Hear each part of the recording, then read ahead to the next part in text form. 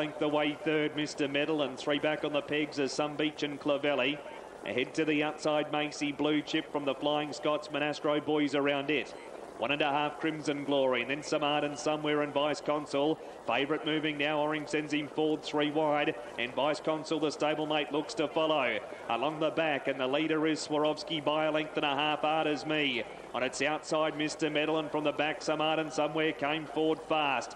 In between horses, Macy Blue Chip. Vice Consul's gone for a gallop at the back. 3 wide Astro Boy, midfield improving from Some Beach and Clavelli. Second quarter, 31.5, 61.4 for the half, and the leader is still Swarovski. And neck on Some Art and Somewhere. Art as Me waiting on the Stun and Cullen at Pineleaf Farm passing lane, and then Some Beach and Clavelli. The third quarter in 29 seconds. Swarovski swamped inside and outside by Art as Me, inside, and Some Art and Somewhere outside. Swarovski kicking though. The only danger is Some Art and Somewhere. Still Swarovski. Some Art and Somewhere, who's had the cold shot at him late in the race, and Some Art and Somewhere won it, has beaten Swarovski. Very, very, very brave in defeat. Art as Me ran third, then Astro Boy fourth from Some Beach and Clavelli.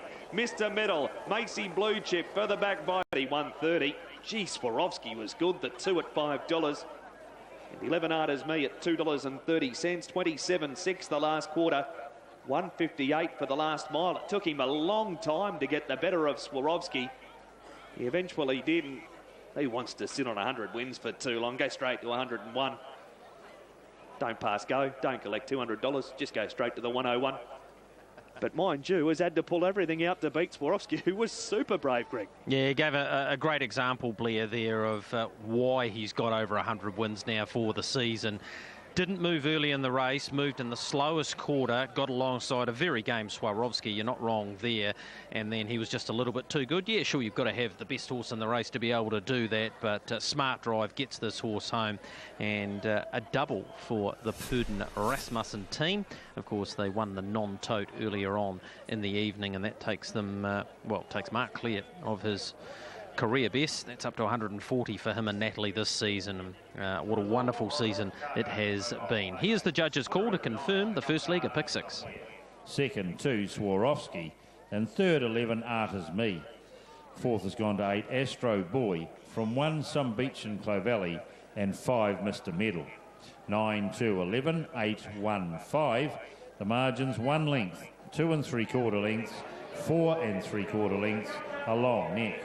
The winner's time was 2:22.2, a mile rate of 1:57.3. The last 856.2, the 427.4. Yeah, very good performance here, wasn't it? Win 3 at start 13. He's a class horse by Some Beach Somewhere, raced by the Beach Syndicate, and very dominant win here, having to come from the outside of the gate. Beating a very game Swarovski.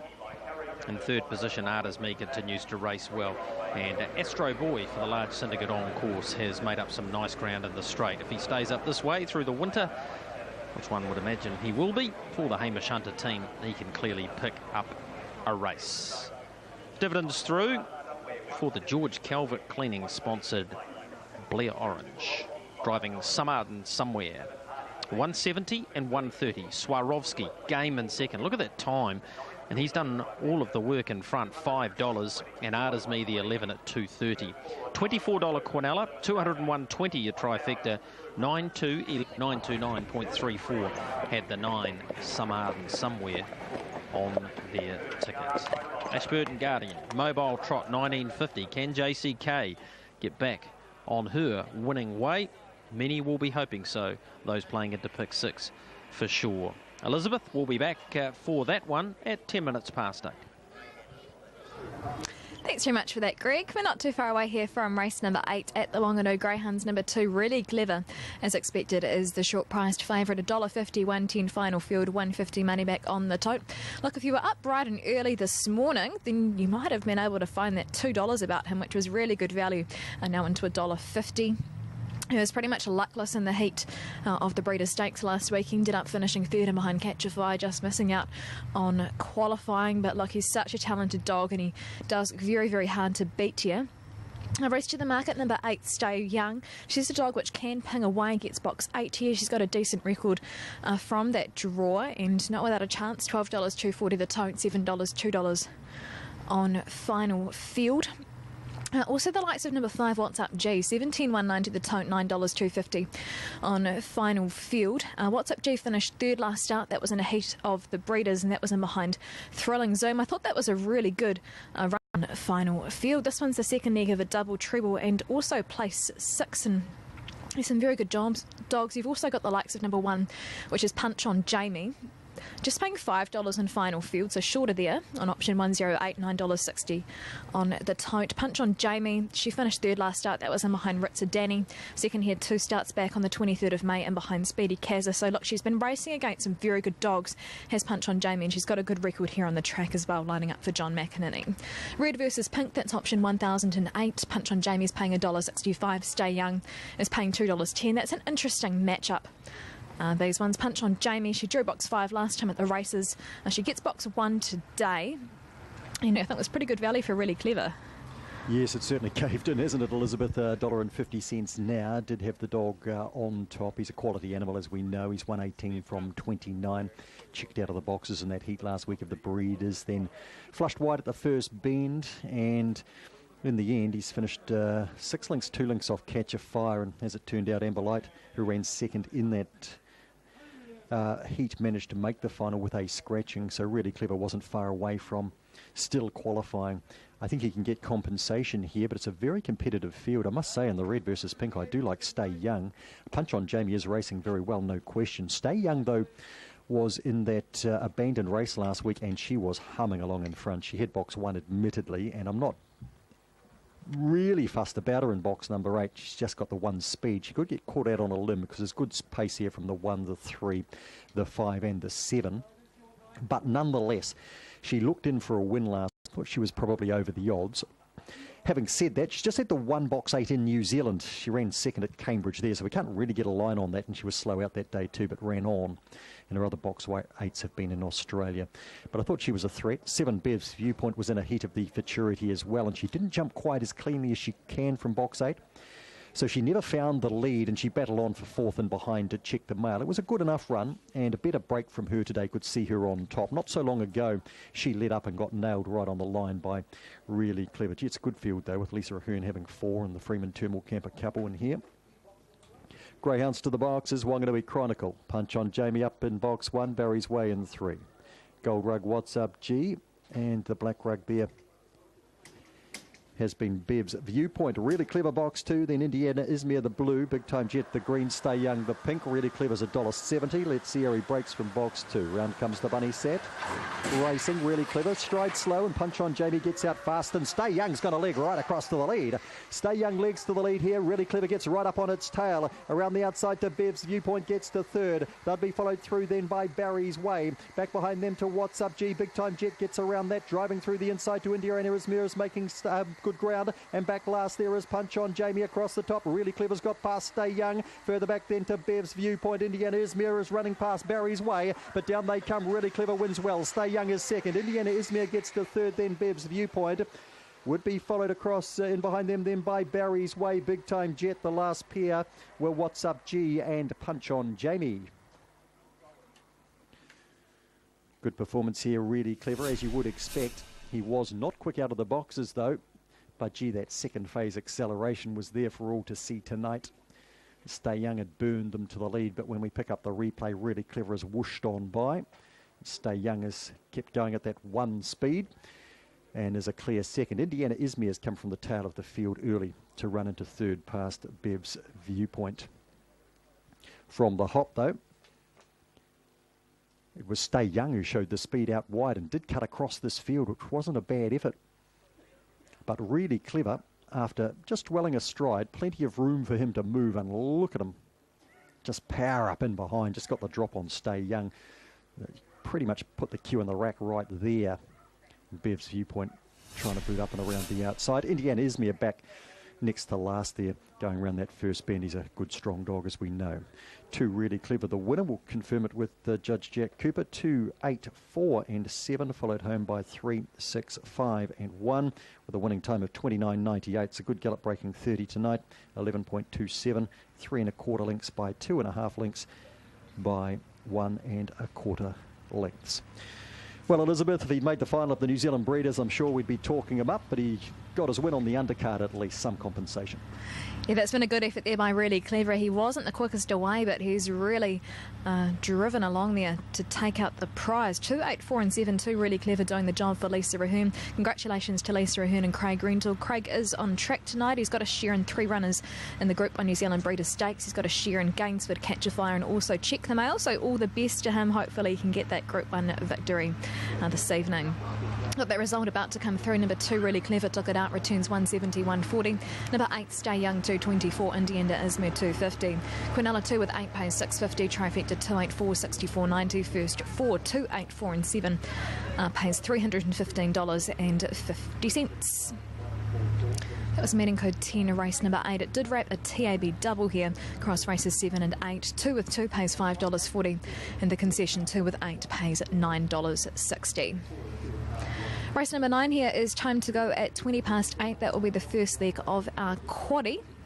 We'll take an early look at the market here for race number 9. And of course, don't forget our big one. The running of the Group 1 New Zealand Breeders' Stakes is race number 10 at 8:50.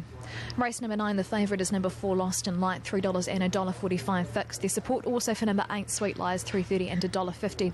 Also the one Homebush Sarge and $6 and $2.20.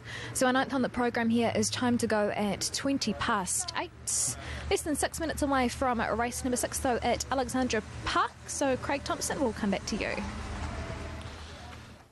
Thanks, Liz. Looking forward to one of our feature events tonight, race number 6 tonight. This is the Gotta Go Cullen Mobile Pace for the Class 2 and 3 paces, and there's some really nice horses coming through the ranks here. Cyclone Prince obviously coming out of the jewels behind Sky Major. Who Dares Wins was great, winning 2 starts ago, and comes out of that race behind Lancewood Lizzie last week. Rock and Roll Arden, 5th in the jewels behind Venus Serena, and then you've got Whisper Jet. It's a nice, handy field on ice. Has won its last 2 starts now with Tony Hurley. Very, very good intermediate grade field. Can tell you through from the bookmakers, $5,000 on Cyclone Prince, best back runner in race number 6. Thanks to Steve for passing that on. Earlier in the night, I caught up with Andrew Neal. He trains Who Dares Wins. Last time we had you on here, Andrew, Who Dares Wins did the job for you, and I thought very good, subsequently running 3rd last week. How's he come on since that run? Yeah, no, he raced really good last week. He's come through the run good. He's a good, tough little horse, and he's probably racing in the best form of his life. Barrier midfield, barrier 4 or 5 tonight, likely to go forward. I mean, he ran him at 55.9 last week, sitting parked out. You seem to have got him ticking along at 100% at the moment. Yeah, we'll look to go forward and see what happens out the gate, but he has got a good amount of gate speed, and he can run on the pace.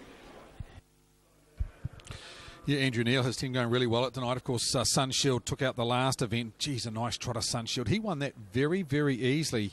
Of course, he won 2 starts ago by 12 lengths. Last week by 3.5 lengths, beating the Wonky Donkey tonight. He had to step up off 20 metres.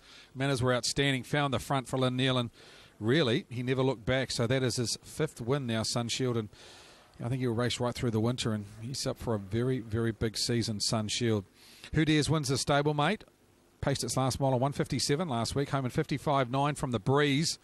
Tonight, whether he can wrestle the front off Cyclone Prince, that's probably the biggest question here. And even Rock and Roll Arden can leave the gate from barrier number 7. So he's going to have to work Who Dares Wins. But I thought at the price of $5, he's not a bad each-way bet. Cyclone Prince, very good on this track 2 starts ago. Beat Snooky in 2:41. He's drawn to get a lovely trip from barrier number 2 tonight.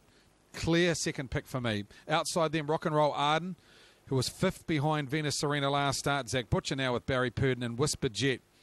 Tony Hurley, he trains. Brett Mangos takes the drive. The mare by Jeremy's Jet for the Butterworth Racing Syndicate. I marked them 4, 2, 7 and 8. Race number 6.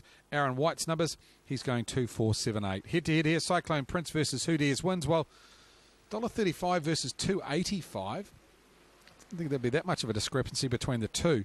Who Dares Wins, $2.85. I might be keen to take that over the $1.35 of the favourite Cyclone Prince. Aaron White, Very interesting race here. You're with Cyclone Prince, obviously the 3-year-old, been taking on the very good 3-year-olds, the likes of Sky Major. Yeah, I thought his win was very good here prior to heading to the Jewels, back on the 23rd of May. Beating home Snooky. The Wizard Todd Mitchell does have a few things in his favour, including the draw. So we're with the son of Mark III there, and after Brendan McCullum's wonderful captaincy for getting us home across in the Caribbean in the first test against the Windies, he deserves a win with his horse Cyclone Prince here tonight. 4 Who Dares wins well in the mix after some good efforts, including his last start third off a wide draw. 7 Rock and Roll Arden. She's now in the Barry Purdon team. I've come out of the Mark Purdon, Natalie Rasmussen team, which we saw with Tiamo Bromack earlier in the program. Zach Butcher to do the driving. She showed wonderful gate speed at the Jewels, so expect her to come forward tonight. Number 8, Whisper Jet. Tony Hurley, his runner, in the mix as well. 2, 4, 7 and 8 for me. Plenty of horses that appeared at the Jewels in my selections there, Craig, to open place 6 tonight, along with a double. Thanks, Aaron. Of course, tonight we had the non-tote race number, earlier in the night it was cost $20,000 and was taken out by the Logan Hollis trained Cambio. This one, a son of Changeover. So that 2-year-old non-tote, the PGG Wrightson New Zealand Yearling Sales Series Northern Hemisphere Final, taken out by Cambio for Logan Hollis and Shane Robertson. 2-year-old by Changeover at a dead ringer for love. Only the 3 in that, and a bit of a cheer on track. Very popular win. Cambio takes out the non-tote with $20,000. Race number 6 tonight. First leg of place 6 tonight. You've got a minute out to get involved in that. Of course, our quaddie will kick off race number 8 tonight. 8, 9, 10 and 11. That'll start at 9 p.m. tonight. And, of course, that is a very good field. Likes of Lancewood Lizzie, the Bucket List, Norvik Night Owl. Second leg of the quaddie tonight. Interesting runner-up from the South Island, Idle Bones. She's a grey mare. This one by Monkey Bones, trained by Paul Ellis. Brett Mangos takes to drive. She's been very good in the South Island, beating Valmain and Ballin over in the last 2 starts. She goes right-handed for the first time tonight, but the Mobile's a big assist to her. I think you need her in the Wonky Donkey in the second leg. The third leg, well, the money's been coming for Hidden Bad all night. Very keen on her from Barrier 1. The danger is going to be Prince of Pops from the second row. So if you're taking a quaddie tonight, 1 and 10 in the second last, and in the last, I thought the 2 2-year-olds, Mighty Flying Major and Better Spirits, nothing between them in the last leg of the quaddie. Runners 4 and 6, the 2 2-year-olds to take out the last tonight. That is the TAB at Alexandra Park Mobile Pace. But we'll talk to Aaron White prior to race number 8 tonight, get his thoughts on the quaddie as well. Ticking over start time in our 6 tonight. Favourite 180 on the book, 190 on the tote, Cyclone Prince. Just in front of 4, Who Dares wins. Third favourite, 7, Rock and Roll Arden. Red lights on now. Mobile just about to pull away. Let's head upstairs for the Gotta Go Cullen Mobile Pace. Get Aaron White's call on race number 6. Yeah, thanks, Craig. And the runners won't be too far away from moving up and behind the mobile here for the first leg of place 6 tonight here at Alexandra Park. We open another double on the program as well. And Cyclone Prince are now into odds on. So Cyclone Prince, favourite, will start out of barrier 2.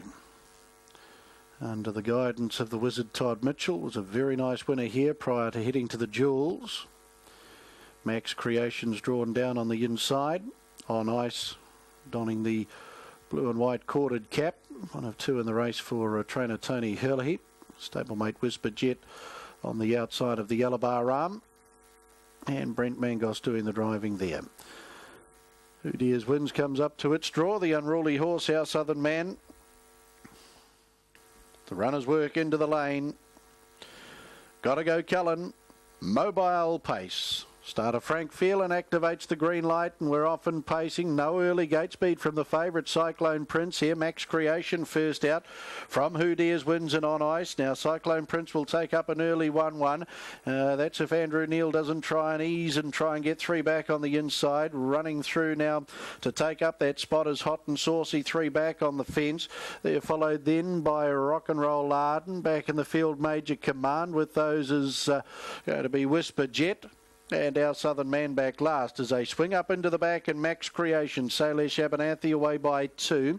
On ice in the trail, and Who Dares Wins now having a play for the lead. Now Salish Abernathy saw that, and he stoked up this leader. He wants to hold the lead. Andrew Neal will try and duck and try and get the trail. Can't do it as On Ice pushes up. That was a good little battle. 43-1 the lead time. So Max Creation to bring them off the back by 3. On Ice secures the trail, and Who Dares Wins left park with the favourite on its back, Cyclone Prince. Hot and Saucy 3 back on the inside. Then Rock and Roll Arden, Major Command, Whisper Jet, and back last is our Southern Man as they work into the lane. And Max Creation, the son of McArdle, leads them into the home straight, a length and a half. Who Dares Wins is parked around On Ice, and Morris McHenry enjoying the perfect run in the trail. 31-6 the opening quarter. That's tracked through by Hot and Saucy. Cyclone Prince enjoying a lovely 1-1 sit. On its back is Rock and Roll Arden with Major Command to her inside, a length and a half then to Whisper Jet, and pulling hard our Southern Man back last on the stables corner. Max Creation a length. Who Dares Wins. On Ice is secured and having that perfect run in the trail. As to in the 1-1 Cyclone Prince, then came Hot and Saucy, Rock and Roll Arden, Major Command, Whisper Jet being patiently handled by Mangos, and our Southern Man back last. 30-8 the second quarter.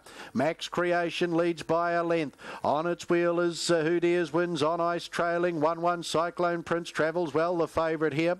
Then Hot and Saucy, there followed Rock and Roll Arden, has the back of the favourite. 3 back in the running line.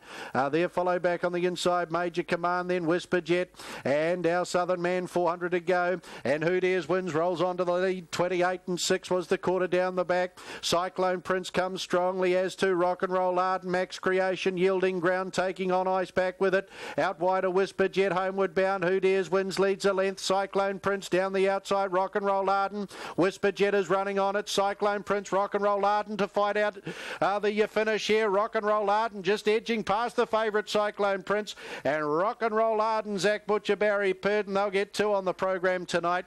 Second over Cyclone Prince, then came Whisper Jet, very tight for 4th. We've got Who Dares Wins it out wider. Our Southern Man between those Major Command, then Hot and Saucy. Further back in the field, On Ice was hampered with the Max Creation rolling back onto it, coming to the corner. Will be the last couple through. 28-2 the final quarter. 2:42.4 the overall time, and Rock and Roll Arden had a nice run in the running line throughout. And when the speed really went on from the 500, has come off the back of the favourite strongly to edge past in the home straight. Second over, nice run by Cyclone Prince. Then came Whisper Jet, and photos there for a 4th. And we'll need Judge Graham McLennan to split those for us. Nice win though, Rock and Roll Arden, the second horse to come to the Barry Purdon team from the Jewels and be a winner tonight.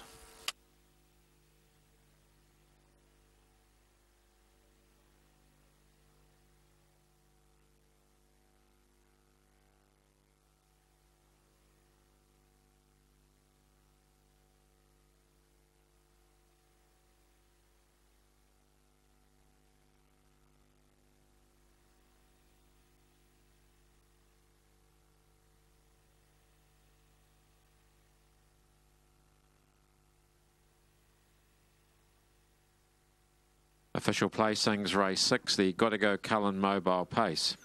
728-496, 728-496.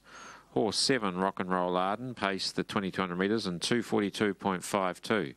It's a mile rate of 158.8. Last 856.8. The 428.2. The margins 1 length, 3 3/4 lengths, 3 1/4 lengths. 728-496, race 6, the Gotta Go Cullen Mobile Pace. Rock and Roll Arden back at the head of the field. Career win 4 at start 21 for the Rock and Roll Hanover Bay 3-year-old filly out of Winter Rose, raced by J.R. Stiven. Barry Purdon, the new trainer out of Clevedon, and Zach Butcher, trainer and driver combination, picking up 2 winners on the program tonight. Lynn Dobson down there, part of the victory celebrations with Auckland Trotting Club steward Gordon Robertson, with Rock and Roll Arden bred by Mrs. N.M. Stiven. 2 Cyclone Prince for second. Mark 3 Brown, 3-year-old colt out of Heir to the Throne, raced by GR Dixon, BB McCullum, Bennett Bloodstock Limited, JG Bull, along with RP Hutema and CR Strawn. Gareth Dixon trained at Pukekohe, Todd Mitchell. 8 Whisper Jet in for third. Jeremy's Jet Brown, 4-year-old mare out of Naitush Franco for Butterworth Racing Syndicate, along with Mrs. DC and NJ Cornane. Tony Herlihy, the trainer, and Brent Mangos did the driving. Number 7, Rock and Roll Arden, $5.40 and $1.50, $5.40, $1.50. 2 Cyclone Prince, $1.30, $1.50. The first 4, $125, $125.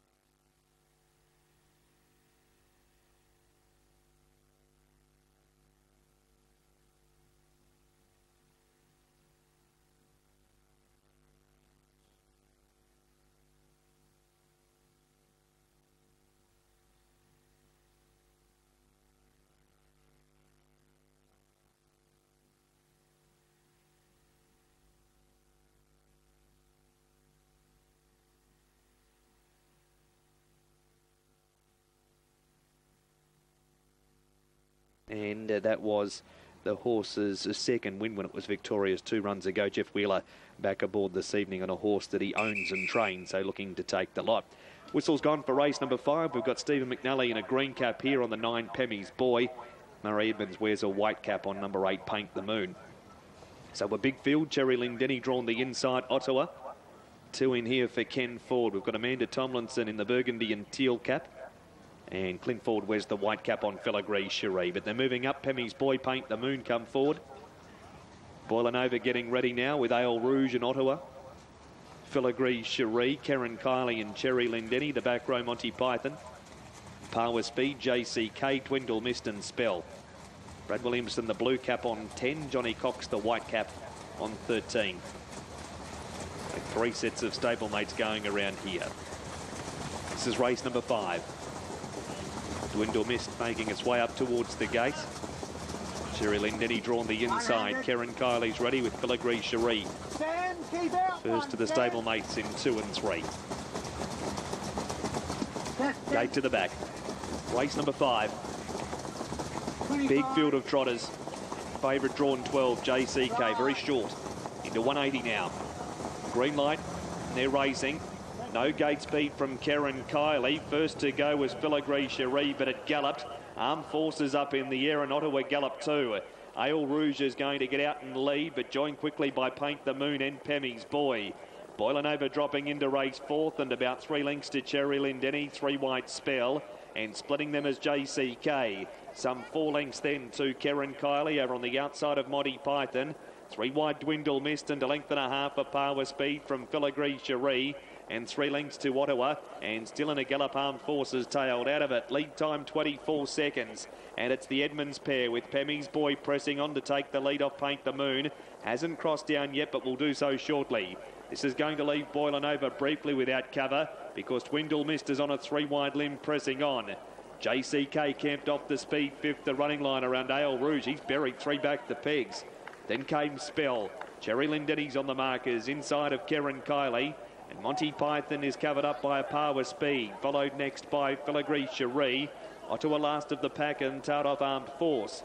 First quarter 31.3. Below the 1,000 metre mark goes Pemmy's Boy with Stephen McNally by a length on Boiling Over. who wasn't going to hand the breeze up to Dwindle Miss, so it's 3 wide the trip here. Leaders back Paint the Moon, 1-1 JCK. 3 back the inside, Ale Rouge from Spell. Dwindle Miss still 3 wide. Then Karen Kiley from A Power Speed. Next, Filigree Cherie from Monty Python, 3 lengths to Ottawa. Cherry Lindetti went for a gallop just outside the 800-metre mark, is now 6 lengths behind the pack, and Armed Forces tailed off. 31 for the second quarter, 62.7 for the half, and Boiling Over ran to the top. JCK hasn't had to go around a horse to get into the open and is now a length away second. Pemmy's Boy struggles. Then came Paint the Moon, Spell and Ale Rouge. Boiling Over and JCK. They've cleared out coming to the turn. They put 4 lengths on Paint the Moon. Spell to fourth from Ale Rouge, and then came Monty Python. Third quarter in 30.2. Boiling Over still leads. JCK's half a length away. They've got it between them. 4 lengths to Spell and Ale Rouge. Still Boiling Over. JCK's having a torrid time picking up Boiling Over. It's low flying. Came Paint the Moon, Ottawa. Next in Karen Kiley from A Power Speed. Pemmy's Boy, Filigree Cherie, Cherry Lindetti, Dwindle Mist, and last in is Armed Force. 6 Boiling Over, Jeff Wheeler.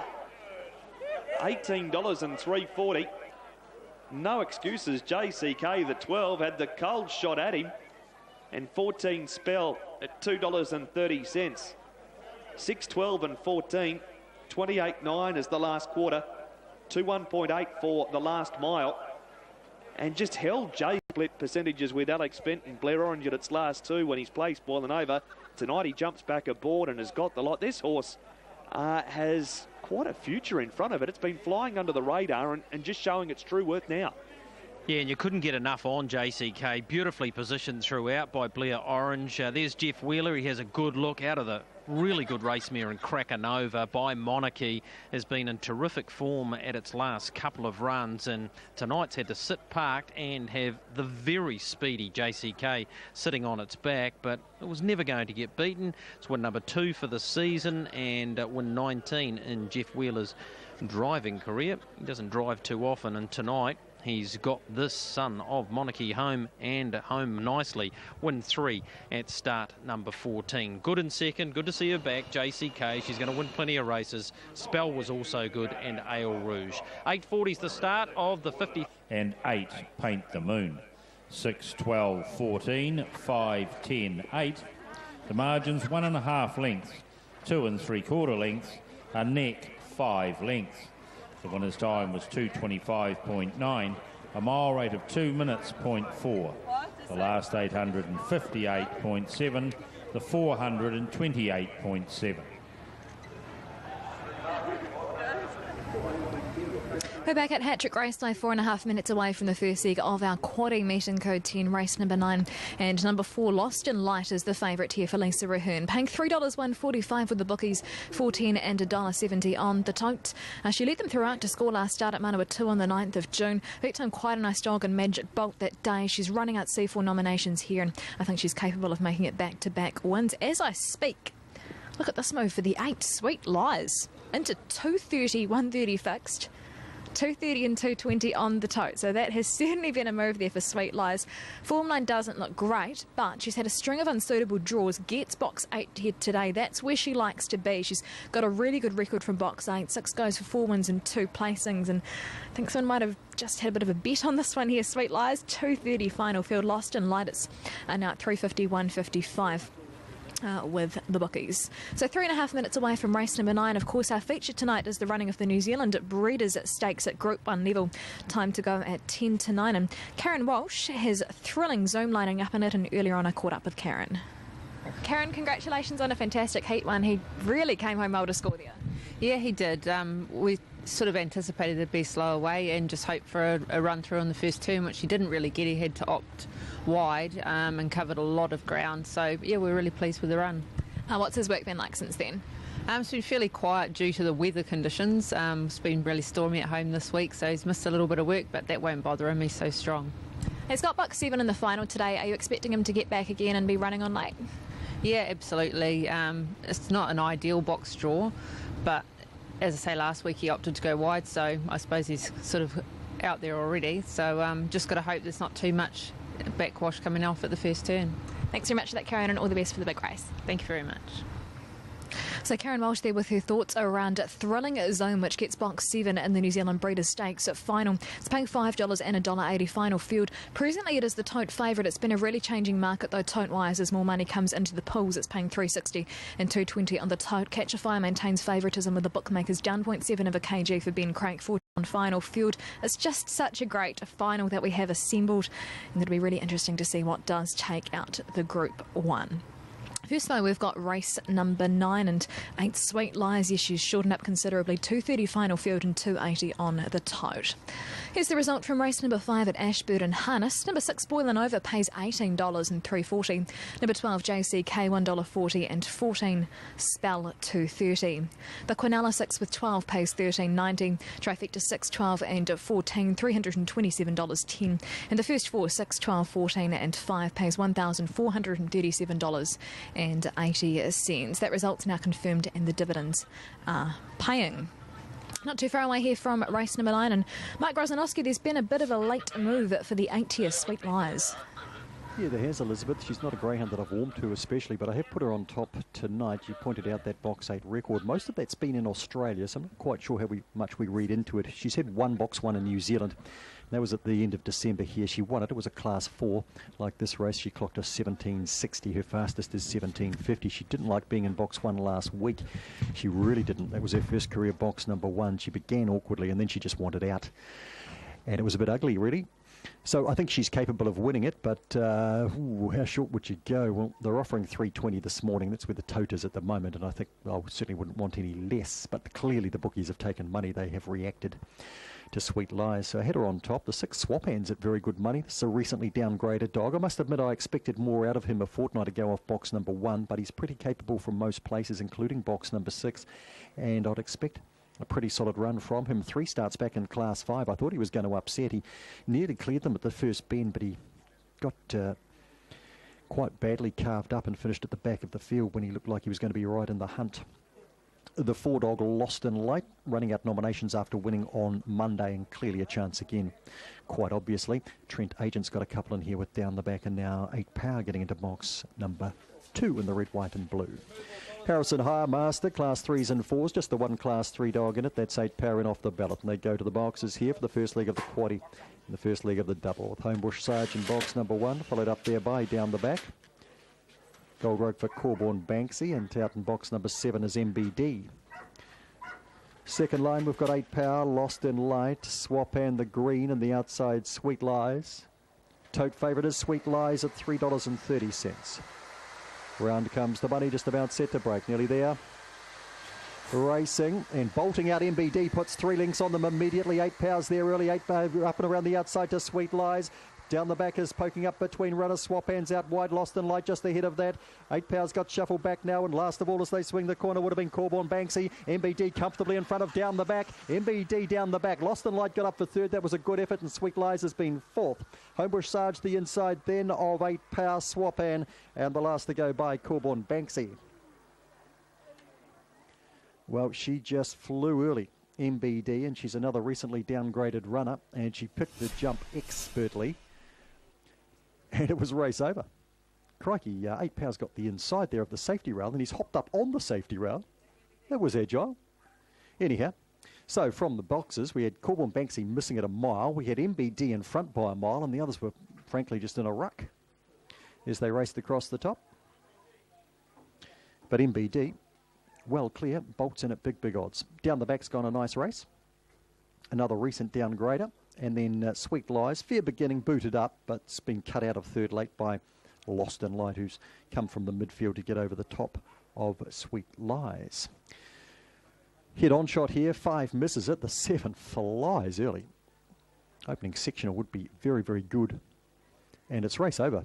The others, well, 3 onto the 4 there, so Lost in Light's done well, been shoved out by Down the Back. Sweet Lies got around them, but just wasn't really able to boot on with it, and has lost a placing in the home straight.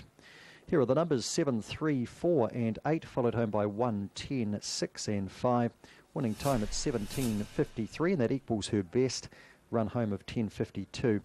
So it was the speed early, 4 3/4 lengths by a half a length by half a length. MBD for John McInerney. Second win tonight for the Kennel. J. Williams, the owner, win 12 at start 88. And a look at this here, where 8 Power managed to get to the inside, so he's got over the safety rail. And here he is. He thinks, well, I want a piece of this. Front legs up here, Elizabeth.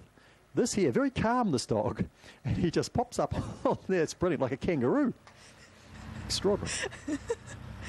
That's fantastic, the footage there. Number 10, 8 Power, gets over there in the end with a bit of help there from Paul Freeman over the rail. Number 7, MBD, she's caused a big upset here. She's absolutely flown out and nothing's really even got close to her here. 7, MBD doing the job. Congratulations to John McInerney and owner Jay Williams. It beats home number 3 down the back and 4 Lost in Light, and 8 Sweet Lies finishing in 4th position.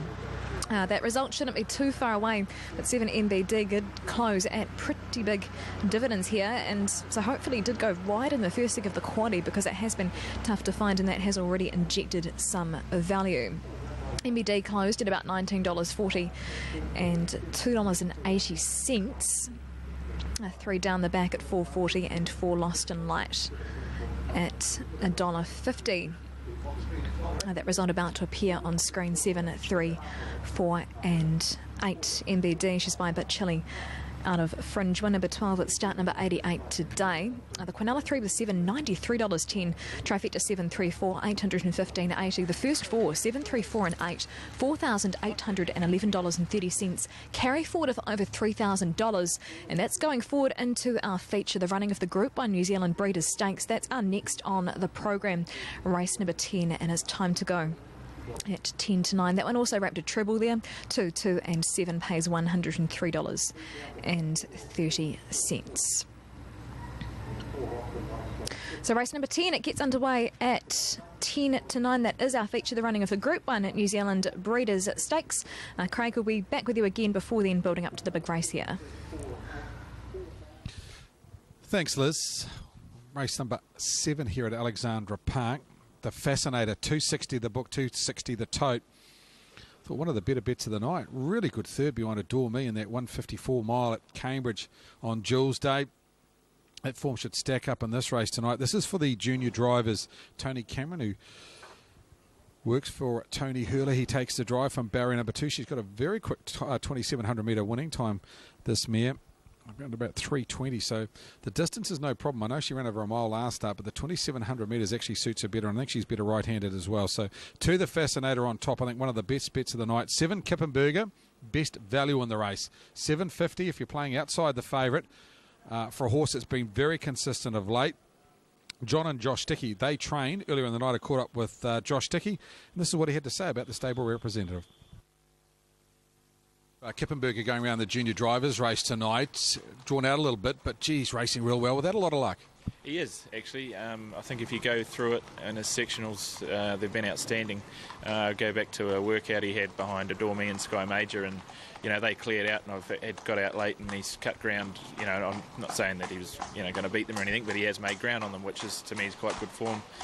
His races after that have been about the same. He's run home on 56 halves, and last week with 55 halves, and he's made ground. So he's actually, to me, it's one of the easier fields he's had in a while, and I think he's really going to appreciate the drop back. Shane Butcher takes the drive. I know it's a scenario that he's probably coming down in grade, but with that, the preferential draws makes him draw out wide a bit, so makes it hard with not a lot of gate speed. Tonight, is it a case of going back and hoping the 3 wide train gets you into the race? Possibly, but I'd have to leave that to Shane. On paper, to me, there's a bit of gate speed, and I don't think he needs to be in that early battle, but I think some of those runners inside him will do a bit of work early, and I think they'll go pretty hard. It'll suit him. As I say, I'll leave it up to Shane, and if he has to make a move, I know he's not the sort of horse to do the sort of work, but I think in the grade tonight he should be able to do something, but I think this horse will be pretty hard to bowl. Pretty confident Joshua Dickey there, very confident Joshua Dickey, talking about stable representative Kippenberger. There's only 2 Class 4 horses in the race. He's one of them. The other one is Chili's Just a Strutter. Preferential draws barrier 7 and 8, those 2 runners. It's a Class 2 to 4 field. So Kippenberger on his form behind Chief Thundercloud, where he ran 3rd, and it was a very good 3rd.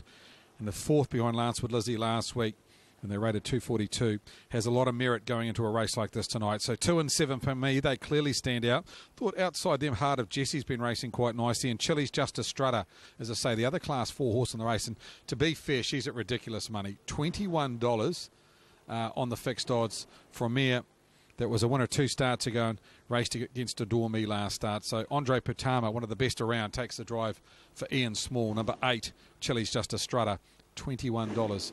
Second outsider of the field for a mare that's racing super. I mark them 2 on top to beat 7, 5 and 8. Aaron's 2, 1, 7 and 5. 2, 1, 7 and 5. He's found a place for first home from the inside. Another one that likes the 2,700 metres. Aaron, we're just under 2 minutes out for race number 7 tonight. The Stoneleigh Mobile Pace, the Fascinator, coming out of a very, very good field behind Adore Me last start. Certainly right from the Jewels, runs for a money bags, as does First Home, so plenty on the line for those 2 horses, and drawn perfectly here too, with it being a penalty-free win, plus they get that added incentive with the incentive bonus should one of those 2 win. I think they can dominate the race from their draws. Number 7, Kippenberger, he'll be finding the line well. 5, Heart of Jesse. Now, she was very good here 2 starts ago, and that was in the North Island Breeders, Standardbred Breeders Stakes behind Millie Sampson. So not a bad run there over the 2,700 metres. So she's in the mix, Heart of Jesse. And I did make my long shot tonight. The horse that's actually unbeaten at this stage, Craig, over 2,700. Lucan, number 3. He's got the ability to beat them. Currently at $13 on the tote as well for Ben Butcher. 2, 1, 7 and 5. Thanks, Aaron. Yes, Lucan, of course, trained by John and David Butcher. Ben takes the drive. You said 2 from 2 from the 2,700 metres. His last start, 5th, was beyond Lancewood. Lizzie got a beautiful trip in the 1-1. He just battled the last bit, but it wasn't a better field. So, I like your thoughts about him, Aaron. He's racing okay, and yes, he's not without a chance at around about $14. Of course, harness racing in the north continues on Sunday at Cambridge Raceway. They've got a 10-race program there. First race there on Sunday kicks off at 10 minutes to 12. So 2 meetings on Sunday. Of course, harness racing Waikato, they race at Cambridge Raceway, and Oamaru, they race their meeting on Sunday. And of course, they have a nice program there with, I think, some 10 races there. The last at 4:13 and the first kicking off just on midday. And behind the mobile. Thanks, Craig. And the runners are working into the back for the Stoneleigh Mobile Pace. Junior drivers, 2,700 metres. Good field here. Let's see how it pans out. Into the back goes the Alabar Arm. Stoneleigh Mobile Pace. Green light there, they're off, and First Home, the Fascinator, first 2 out. Coming out fast too is Heart of Jesse. Lucan to find a spot behind those with Bride and Delight. Then Mac Tiger. Getting back in the field is Leroy Brogden, Kippenberger and Chili's Just a Strutter. Now the Fascinator, Tony Cameron holding the lead, but now being challenged and headed here by Heart of Jesse, who will take over 2,300 metres left to pace. They're away by 5, First Home, Bride and Delight and Lucan. Then Mac Tiger. Lucan away from the pegs now. Mac Tiger into the 1-1. Then Leroy Brogden, Kippenberger and Chili's Just a Strutter through the lane the first occasion. And Heart of Jesse 2 starts ago was third in the Breeders' Stakes here and leads away by 3, the Fascinator, 4 to First Home. Lucan obliged to sit park for Ben Butcher. Around Bride and Delight. Mac Tiger to take up the 1-1 for Simon McMullen. On its back there is Leroy Brogden. That's followed up then by Kippenberger. And a length and a half away in the field. Back last is Chili's Just a Strutter. So they pace out to the 1,800 metres in the Stoneleigh. And the leader is Heart of Jesse and Salish Abernathy. Lucan getting closer up on the outside, parked around the Fascinator. In the 1-1 is Mac Tiger. Then First Home and Andrew Vent. 3 back on the inside. Leroy Brogden and Dylan Ferguson the running line. Back on the inside is Bride and Delight and Sean Grayling. And the last pair are Kippenberger, Shane Butcher and Chili's Just a Strutter, Andre Potama back at the tail. 1:21 and 5 was the lead time as they sweep across the showgrounds bend. And our leader is still Harburger and Chili's Just a Strutter coming forward 3 wide. First Home 3 back on the inside. The last pair, Leroy Brogden, the Tangerine on the outside of Bride and Delight. 31 and 5 the opening quarter of the Stoneleigh Mobile Pace for the junior drivers. Heart of Jesse down to the Judge Bell and 1 to go. Chili's Just a Strutter now up to second and park. In the trail third, and that is the Fascinator Kippenberger in the 1-1. First home on the inside to its outside, Luke, and then Bryden Delight. Mac Tiger's got the shuffle to second last and 2 lengths. Leroy Brogden, 800 left to go. 28 and 9 the second quarter. And Chili's Justice Strutter goes on to the lead now from Heart of Jesse. A length and a half away in the field, then Kippenberger. Now the Fascinator's been trapped. 3 back on the inside. First home's come off her back out wider. Mac Tiger, then Bryden Delight, Lucan, and Leroy Brogden. They get to the end of the back straight. Chili's Justice Strutter coming forward. Kippenberger, Mac Tiger. Back on the inside is Heart of Jesse. Then first home, the Fascinators just got balked there by Heart of Jesse. Bryden Delight gets around her, and then Lucan. Further back, Leroy Brogden. Third quarter and 29. They thunder for home. Chili's Justice Strutter over Kippenberger, Mac Tiger. First home waiting the passing lane. The Fascinator is looking for a way out, and behind it's Chili's Justice Strutter. Kippenberger first home using the passing lane. Here's first home. He dives through. Comes after Kippenberger. Kippenberger first home. These two locked in a great. And Lucan.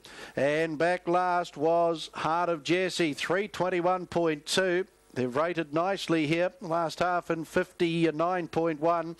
The final quarter in 30.1. Tells the story of the race. The slowest quarter's been the last. And getting home, strong son of McCardle, Shane Butcher for John and Joshua Dickey. Third, Mac Tiger.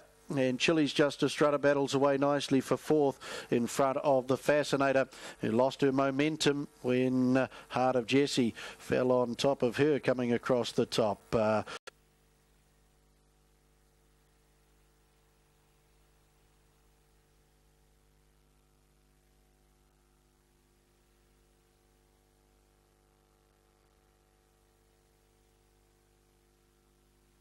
Official placings, race 7, the Stone Lee Mobile Pace, 714829.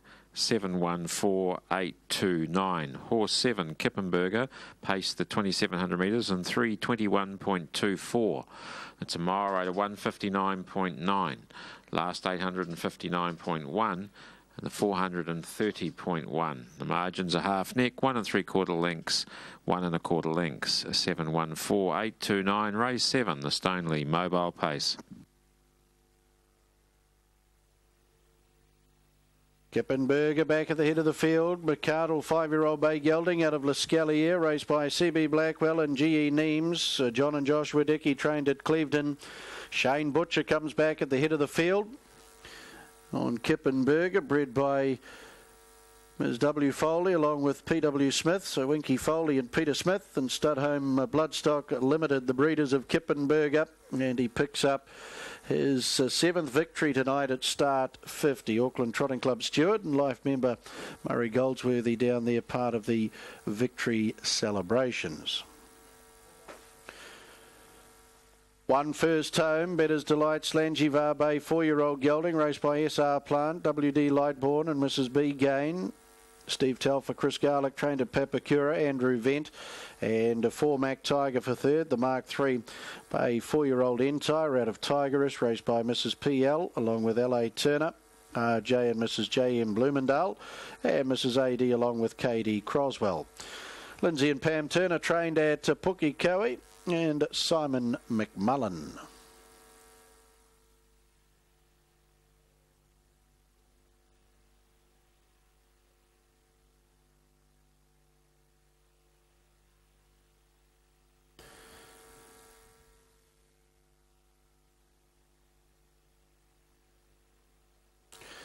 So number 7, Kippenberger, will return $8.20 and $2.10, $8.20 and $2.10. One first home at $1.30, $1.30. 4 Mac Tiger, $2.70, $2.70. Quinella, $20.70, $20.70. Trifecta, $186.50, $186.50. First 4, $1,397.60, $1,397.60. 7 and 7 in the double, $21.80, $21.80. 7-1 concession, $10.80, $10.80. The 10, 7 and 7 TAB treble, $112.30, $112.30.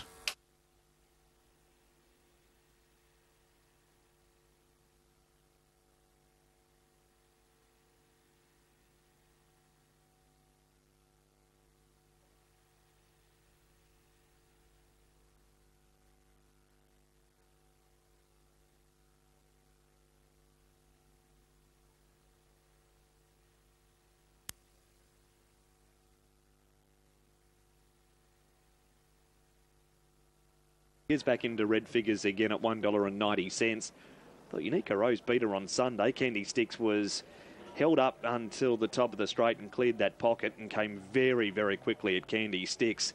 The 6, That's My Money, Honey, trimmed up a bit on the tote into $8.50 from better than $10. This one hasn't been seen since May when running 14th behind Dynamic Party. Okay, it was beaten 48 lengths. That was the race that went the fastest lead time ever for 2,600 metres. The 2 runs prior, it ran 5th behind Louis Risk, beaten 3.5, and the 9th behind Regulus, beaten 3.5. She seems to save her best racing for the shorter courses, and 1,950 tonight is going to suit her. She's good enough to trouble the 7 and the 8. I don't know if she can beat them, but she's not far off them class-wise. And the 4, Fortunately, who ran second to Arden's Attack here last start, and a 4th to Albuquerque 2 runs ago, won't be far off them either. Whistle's gone for the running of race number 6. $2 about number 7, Candy Sticks. It's $2.70 for number 8, Unico Rose, and $8.60 for number 6, That's My Money, Honey. Of course, Oamaru racing on Sunday, harness racing down there. hrnz.co.nz has your fields and form for that meeting. I'll take the Sunday afternoon time slot this week. Washington Express drawn the 1 now with the scratching of Tango's Delight. Lara gets ready with Fortunately. Platinum Princess up from the south for the Johnny Cox Amber Hoffman stable. Johnny has the drive. That's My Money, Honey, Candy Sticks and Unico Rose. 100. This is race 6 for the Golden Girl Series.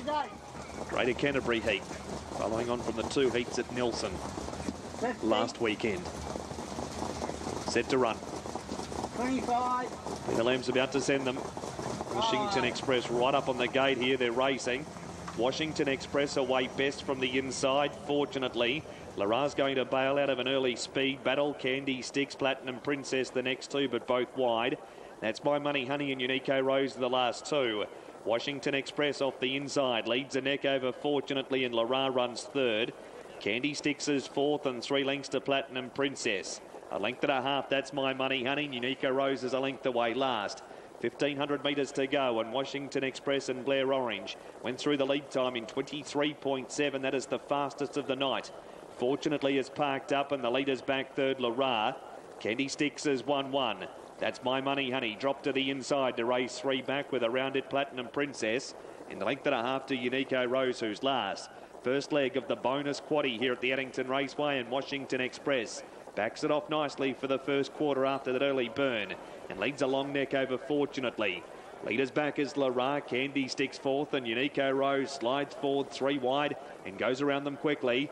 Platinum Princess and That's My Money, Honey are the last 2. 31.8 for the first quarter. Out to the 1,000-metre mark, and Unico Rose has gone from last to first and takes up the running now. 900 to go. She's out by a length and a half. Racing Park still Fortunately, and Washington Express now trails 3rd. Candy Sticks is 4th, and Lara 3 back the inside. Platinum Princess and That's My Money, Honey are the last couple. 700 to go. And it's Unico Rose looking for 2 wins in the space of a week, leading by a length. Second, Fortunately, Washington Express will now try her luck via the Stunnin' Cullen at Pine Leaf Farm passing lane. Candy Sticks with a 1-out trail, 4th from Lara, and then Platinum Princess and That's My Money, Honey. 30 and 3 the second quarter, 62 1 the half, 450 to go.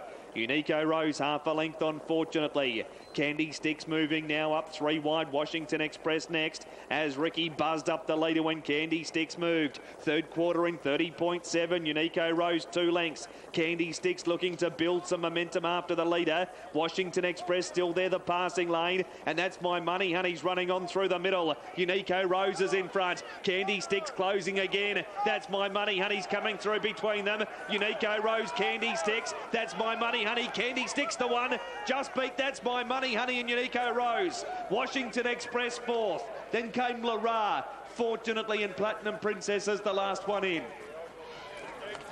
7 Candy Sticks, Dexter Dunn. $2 and $1.30.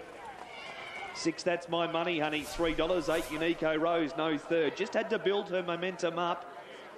She was doing that at Nelson on Sunday when she cleared the pocket, came with that fast burst. 27.9 the last quarter, 2 minutes, 0.7 for the last mile. That's My Money, Honey's challenged seriously through the middle. Unico Rose on the inside, and Washington Express has run fourth. Another really competitive finish to a heat of this Golden Girl Series. Greg Cindiarmo won easily on the first 8. Perfect battle, wasn't it, tactically? Rick May setting his mare alight, getting around them.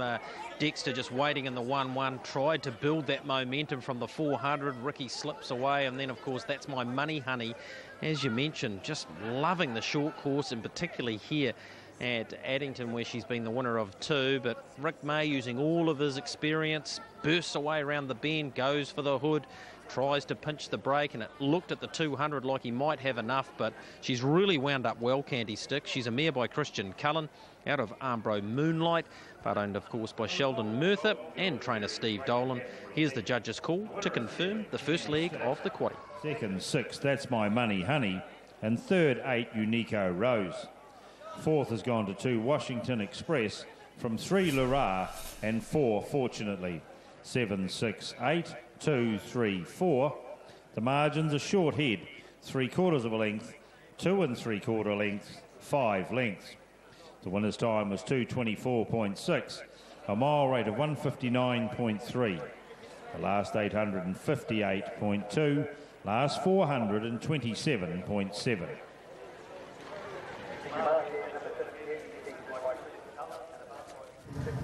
Welcome back into Hat-Trick Raceway. We were about to start our build up to our Group 1 feature, the running of the New Zealand Breeders' Stakes, a final, and we've got a fantastic field of greyhounds assembled here for the Group 1 final. It is the first leg of the last treble, and after a rough result during the first leg of the quaddie, it might be worth having a go. Catch a Fire supports come for this dog. For Catch a Fire now into $3.20 and $1.45. Was at $4.20 fixed not so long ago.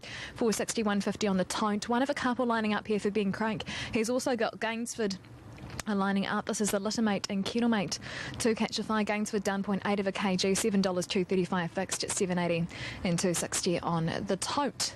Mark Rosanowski and I will be taking you through the field. Mark, first of all, at the top of the book, Gainsford, and probably expect him to fly away from box 1 today.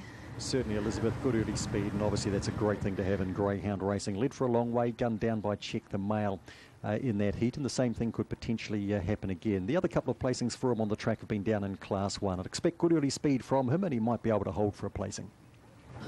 Number 2, Check the Mail, as he mentioned, did manage to run down Gainsford in the heat, and we know that he's going to be hitting the line well again here today. He draws quite nicely, doesn't he? I know he's had 3 misses from box 2, but that's just a statistical anomaly, really, and looking back through them, none of them have been here. They've been at races at Addington, back off them. Just maybe 1 or 2 stronger dogs might get in front, who knows, but Check the Mail is the strongest, or one of the strongest dogs in the field, probably along with the Thrilling Zoom. I'd expect him certainly to be in the finish.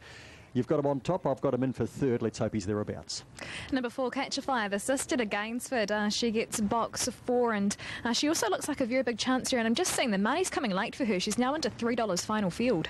Yes, it has been quite strong, hasn't it, to go the last quarter of an hour in particular. I've been keeping an eye on the market. She was gifted that win really in the heat, but nonetheless she clocked at 29.99, equal faster. She's gone at 29.78 here a good while ago when the track was very quick, but her other, she may need a touch of luck early. Number 5 is Harlem Harker. He also pinged away in the heat and run down late there by Ginger Ruby. Early speed again, and from box number 5, then clearly he's going to need to do that, and he's got a pretty good record off box number 5 as well, Harlem Harker. So the chance to put himself right in the race, if there's any trouble in behind, then clearly he becomes a factor at longer odds. I've left him out, but that's simply because you've got to leave out some. It's a very open field. Number 6 is Opawa Zara. She had the equal quickest heat time at a time of 29.99. That was a really good win by her. She showed great box speed, although Dave Fahey said during the week she doesn't usually do that, although she is capable of it. That's the issue, isn't it, when you try to assess a final like this, Elizabeth, is Opawa Zara. If she jumps as well again, then obviously she's clearly a chance, but you'd have to think that she's not going to find the lead. She's going to have to work to get that off Gainsford, Harlem Harker, or both of them. Nonetheless, I think she can run a big race again. She's been a shortener during the week. She opened at $14. And she's now into, I see they've wound it back out to 10, but she wasn't as short as $8.50.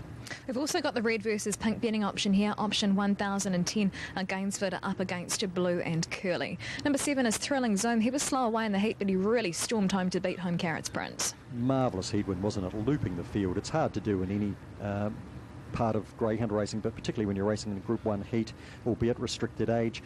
30.23 was that winning time. Now he's capable of faster, but whether he can loop a field like this is an issue. So he's just going to need some luck to settle just a place or two handier, you would have to think, to win. Number 8 is Blue and Curly. He was a bit slow away in the heat, and I know that Brenton Cole would like to see him more in the pace today. And he's a dog who has shown good pace in the past, Elizabeth, but the last two he hasn't. And gee, it was a determined effort to hold on for second behind Opawa Zara. I was impressed by that, but he did get bounced and unbalanced off the boxes, and from box 8 he can't afford to get stuck out on a limb here, so he's going to need to try and find that fast beginning that he had sort of 3 and 4 starts back. And finally, number 9, Amberlight for Jean and Dave Fahey comes into box number 3, and she chased home Catch a Fire pretty well there in the heat. Yeah, and she came from the midfield too. It was a nice run. She was beaten 6 lengths though into box number 3 here. Not a lot of pace from the 2, but pace, as we've talked, from 1, the 5, and maybe the 8 if Blue and Curly can pick the jump. So I think it's going to be tough for Amberlight, but gives the Faheys a backup runner, and good that they've had the first ballot too, with Ginger Ruby unfortunately having to come out. So that's the field here in the Group 1 New Zealand Breeders' Stakes final. Good luck to all connections. Up to this race. New Zealand Breeders' Stakes final 2014. Greyhounds behind the boxes. Gainsford 1 of 2 for Ben Craig, box 1. Amberlight 1 of 2 for the Faheys, box 3. Green and white rug. Gold rug there for Harlem Harker. Out in box number 7 is Thrilling Zoom.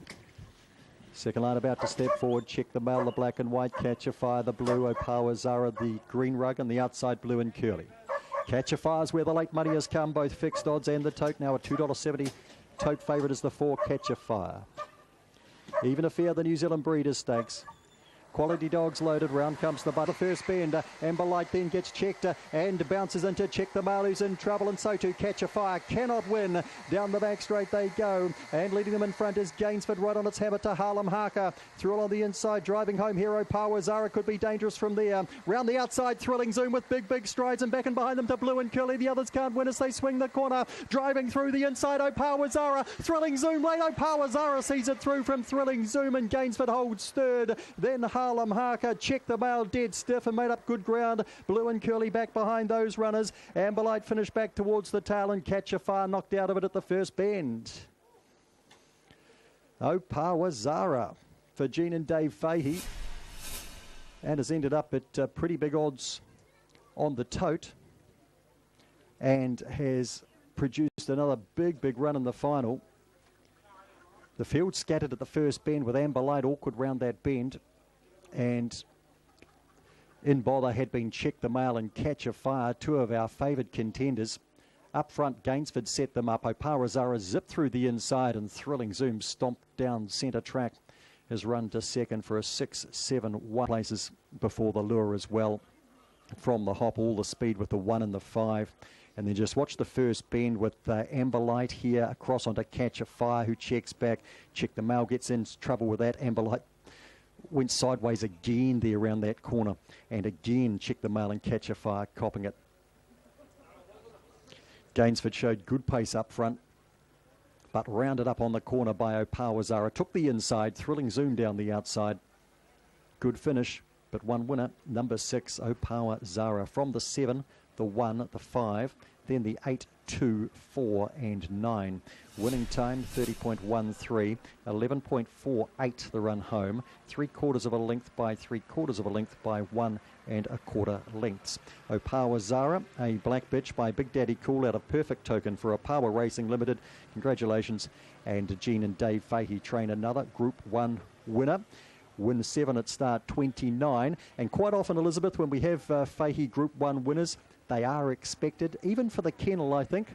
They'll be maybe just a touch surprised that tonight, prior to the heats, they'd be coming home with the prize with Opawa Zara. But congratulations to them. She's been terrific across the heat and the final.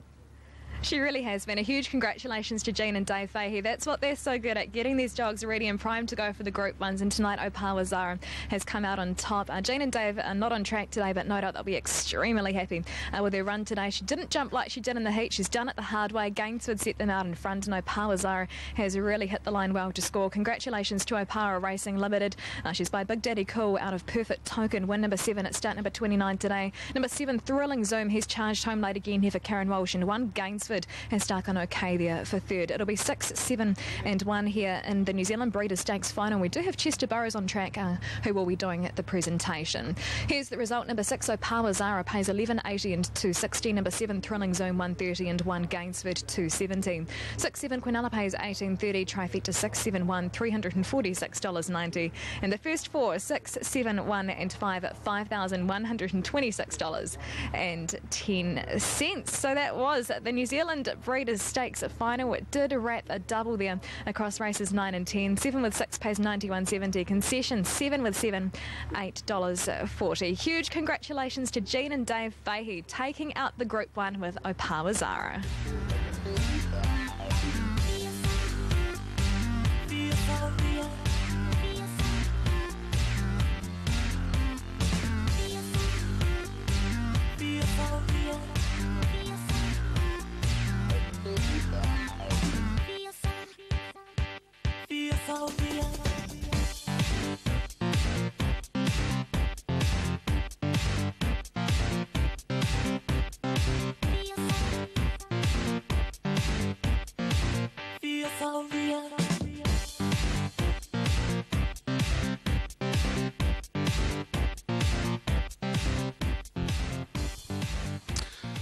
Welcome back to Alexandra Park. Prior to the first leg of the quaddie, race number 8 kicks off at 9 o'clock. We've got about 4.5 minutes to go through the quaddie. First leg, I was very keen on Norvik Nightowl. 320 the book, 390 the tote. This horse coming out of the Jewels last week behind Franco Nelson. Only got beaten less than the length in what was a hot field. I think their form will stack up here. He's a good beginner.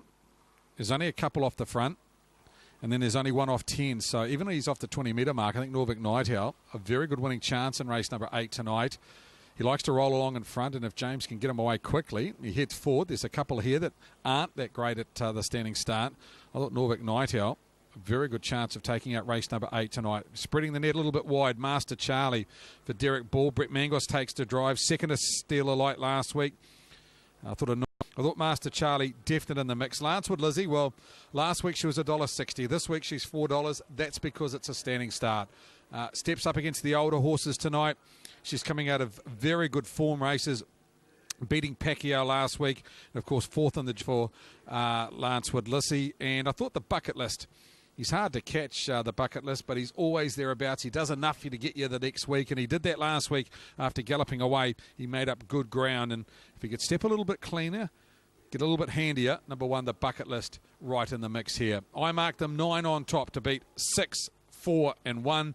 You could make my cases for Spirit and Desire and Pacquiao as well. It's one of those legs. Second leg of the quaddie tonight, I was keen on Idle Bones. If you look at that form, beat Boylan over by 15 lengths last start. Boylan over is beaten JCK at Eddington tonight. So Idle Bones' form stacks up right-handed. Idle Bones, definite winning chance along with the Wonky Donkey. We'll talk about the other 2 legs. We'll get to Andrew Neal's interview with Delight Brigade right now. Andrew, you train Delight Brigade tonight. Todd Mitchell on the sulky again. Good winner 2 starts ago. Last week, just things didn't pan out? I think, the race didn't go his way. Todd went round when there was a sharp the go. He said, hey, listen, I think he'll take a couple of runs. Well, he struck form immediately that night. With that run under his belt last week, are we tightening him up to nearly 100%? Yeah, I think he's, with it, like he did win when a fortnight, 3 weeks ago, and we didn't think he was quite ready. Maybe that took a little bit more out of him, and that hard run he had last week. But he's a tough old horse that's been around a lot. He's had quite a few starts, so he'll bounce back from that, and with a bit more of a conservative run tonight, he can be right up there with them again. Andrew Neal with his thoughts on Delight Brigade. Second last leg of the quaddie tonight, Hidden Bad, Horse 1 and 10, Prince of Pops, keen on those 2. And the last leg, I think the 2-year-olds, Better Spirits and Mighty Flying Major, runners 4 and 6 in the last leg. Of course, the non-tote tonight was the PGG Wrights and New Zealand Yearling Sales Series final. It was worth $20,000, only 3, and it was taken out by horse 2, Cambio, trained by Logan Hollis and Shane Robertson, beat number 3, Artful Fern. This one now with Barry Purdon and You and Me Babe. It ran third, so 2-3-1. They rated 2.11 for the 1700, home in 58.8, quarter in 28.9. The winner won by a length and a quarter and 1 3/4 lengths back to third. Thanks to Cameron Shaw, one of our up-and-coming young commentators, for passing that information. got it all directed to me very quickly, so thank you to Cameron for passing that on. Red light on for the first leg of the quaddie tonight, race number 8. Your favourite is Norvik Night Owl into 280, backed in on the fixed odds in the last 5 minutes, trained by Sean McCaffrey.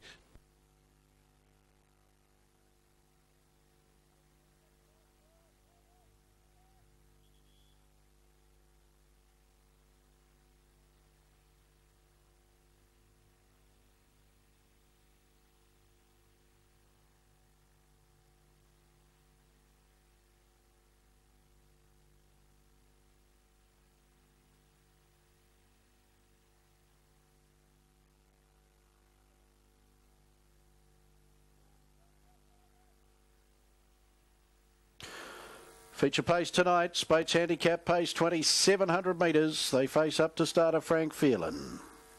Barrier strands release, and they're often pacing. Sia Mac and Lancewood Lizzie, they make safe beginnings. The bucket list is out faster tonight. Master Charlie will settle down in fourth, and there followed Spirit and Desire.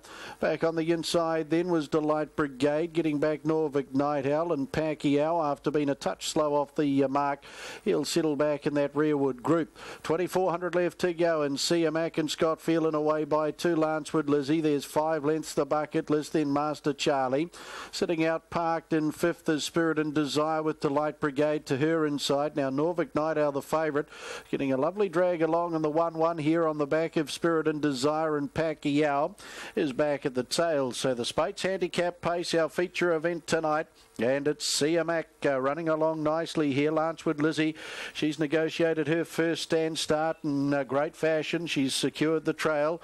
Spirit and Desire moving up third and parked around the bucket list. Norvik Night Owl 1-1, Master Charlie to his inside. Delight Brigade gets away from the markers to have the back of Norvik Night Owl. Pacquiao last 1,800 left to go. They're running this at very good work into the back. Sia Mac a length and a half. Lancewood Lizzie has the back of this leader. Up on the outside, Spirit and Desire with the bucket list. 3 back on the inside, 4th. 5th in the 1-1, Norvik Night Owl. Then Master Charlie and Brent Mangos 4 back on the inside of Delight Brigade and Pacquiao. Lead time in 1:24.1. Sia Mac sweeps across the showgrounds bend, leading a length and a quarter. Spirit and Desire parked in second. Lancewood Lizzie, she enjoys that gorgeous run in the trail, and Norvik Night Owl favourite backers couldn't have wished for a better run in transit. 1-1. The bucket list 3 back on the inside, then Delight Brigade, Master Charlie. Pacquiao starts a 3-wide run. 30-5 the opening quarter of the Spates handicap pace, and Sia Mac leads Spirit and Desire. Lancewood Lizzie trailing. Pacquiao comes forward strongly now, 3 wide. Then Norvik Night Owl on the outside of the bucket list. There followed Delight Brigade and Master Charlie on the stables corner, their final time. Sia Mac still leads, only narrowly over Pacquiao. Lancewood Lizzie, then Spirit and Desire, the bucket list. Norvik Night Owl, Master Charlie and Delight Brigade. 28-9 the second quarter. Sia Mac into the back, leads a length. Pacquiao, Lancewood Lizzie, Spirit and Desire. This hot pace has already got to her. Back on the inside then the bucket list, looking to clear the pocket now for Philip Butcher. Norvik Night Owl's got his back. Master Charlie, Delight Brigade, 500 to go. Sia Mac off the back a length. Pacquiao, Lancewood Lizzie just waiting for that passing lane run. The bucket list, well, he's close enough tonight. He's only 2 lengths off Sia Mac, 400 to go. Then Master Charlie, Norvik Night Owl, Delight Brigade. 29 was the third quarter. Sia Mac, Pacquiao, here's the bucket list. Norvik Night Owl round the outside. Lancewood Lizzie, she's just about to get the passing lane. Then Master Charlie at Sia Mac a length. On the inside, Lancewood Lizzie running on as Master Charlie. The bucket list can't get to them. Lancewood Lizzie under Sia Mac. Lancewood Lizzie, she continues her wonderful form, and she's home and home nicely over Sia Mac. A gallant run second after setting up blistering terms. Then Master Charlie, it's photos 4th. Norvik last half, 29-5 was the final quarter. What was the overall? 322.3. So no wonder some of those horses off handicaps had issues trying to get into the race. But after a lovely trip in transit, Lancewood Lizzie, she remains unbeaten here at Alexandra Park under the guidance Good terms in front. Master Charlie's gone his usual honest race. Then we've got Packy, our Norvik Night Owl, and the bucket list in behind. But a nice win, Lancewood Lizzie. She gets a performance incentive bonus tonight too. And it's also the second winner on the program for Woodlands Sire. Better's Delight, the Spates handicap pace. Too good, Lancewood Lizzie.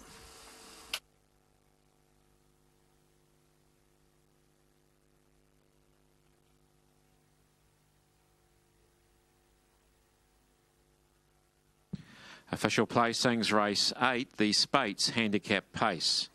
426591. 426591. Horse 4, Lancewood Lizzie, paced the 2,700 metres from a stand and a new New Zealand record for a 3-year-old filly for a 2,700 standing start of 3:22.3. That's over 3 seconds inside the previous record. So a time of 3:22.34, a mile rate of 2 minutes 0.6. Last 858.6 and the 429.5. The margins 3/4 of a length, 1 length, 2 3/4 lengths. 426591, race 8, the Spates handicap pace.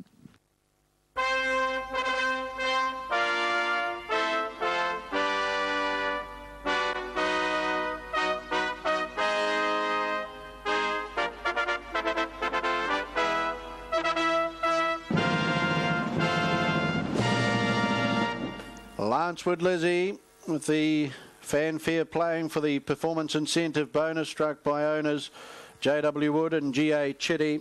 Lancewood Lizzie, bred by J.W. Wood, one of the co-owners. Better's Delight Bay, 3-year-old filly out of Camwood LC. Career win, part of the victory celebrations. Auckland Trotting Club steward Gordon Robertson down there in the winner's circle. 2, Siamac, Galleon Run for second. Mark 3, Siathia Bay, 4-year-old gelding for Stonewall Stud Limited. Steve Telfer, Chris Garlick, trained at Papakura, Scott Phelan. And 6, Master Charlie, the Better's Delight Bay, 4-year-old Entire. Out of Explosive Atom. Now, just note the siren has sounded, so just hold all tickets whilst we get further confirmation on what the inquiry's into. AJ McIntosh, the owner of Master Charlie. Derek Ball, trained at Pukekohe. And Brent Mangos. $2.80, $3.80. 6, Master Charlie, $2.20, $2.20. Quinella, $33.80, $33.80. Trifecta, $249 even, $249 in the first 4, $2,112.60. $2,112.60.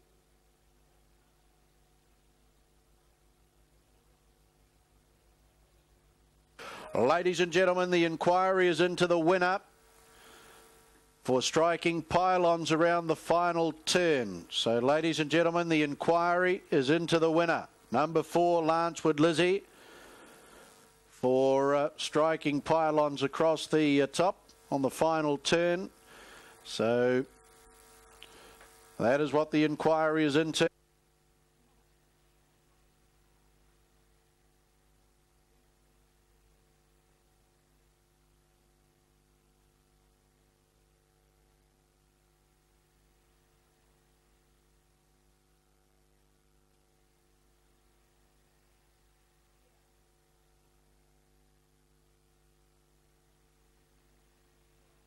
Mac and Louis Risk. Now, be mad to leave a Dexter and Cran runner out, especially with one that the Gates beater boy named Rosie has got.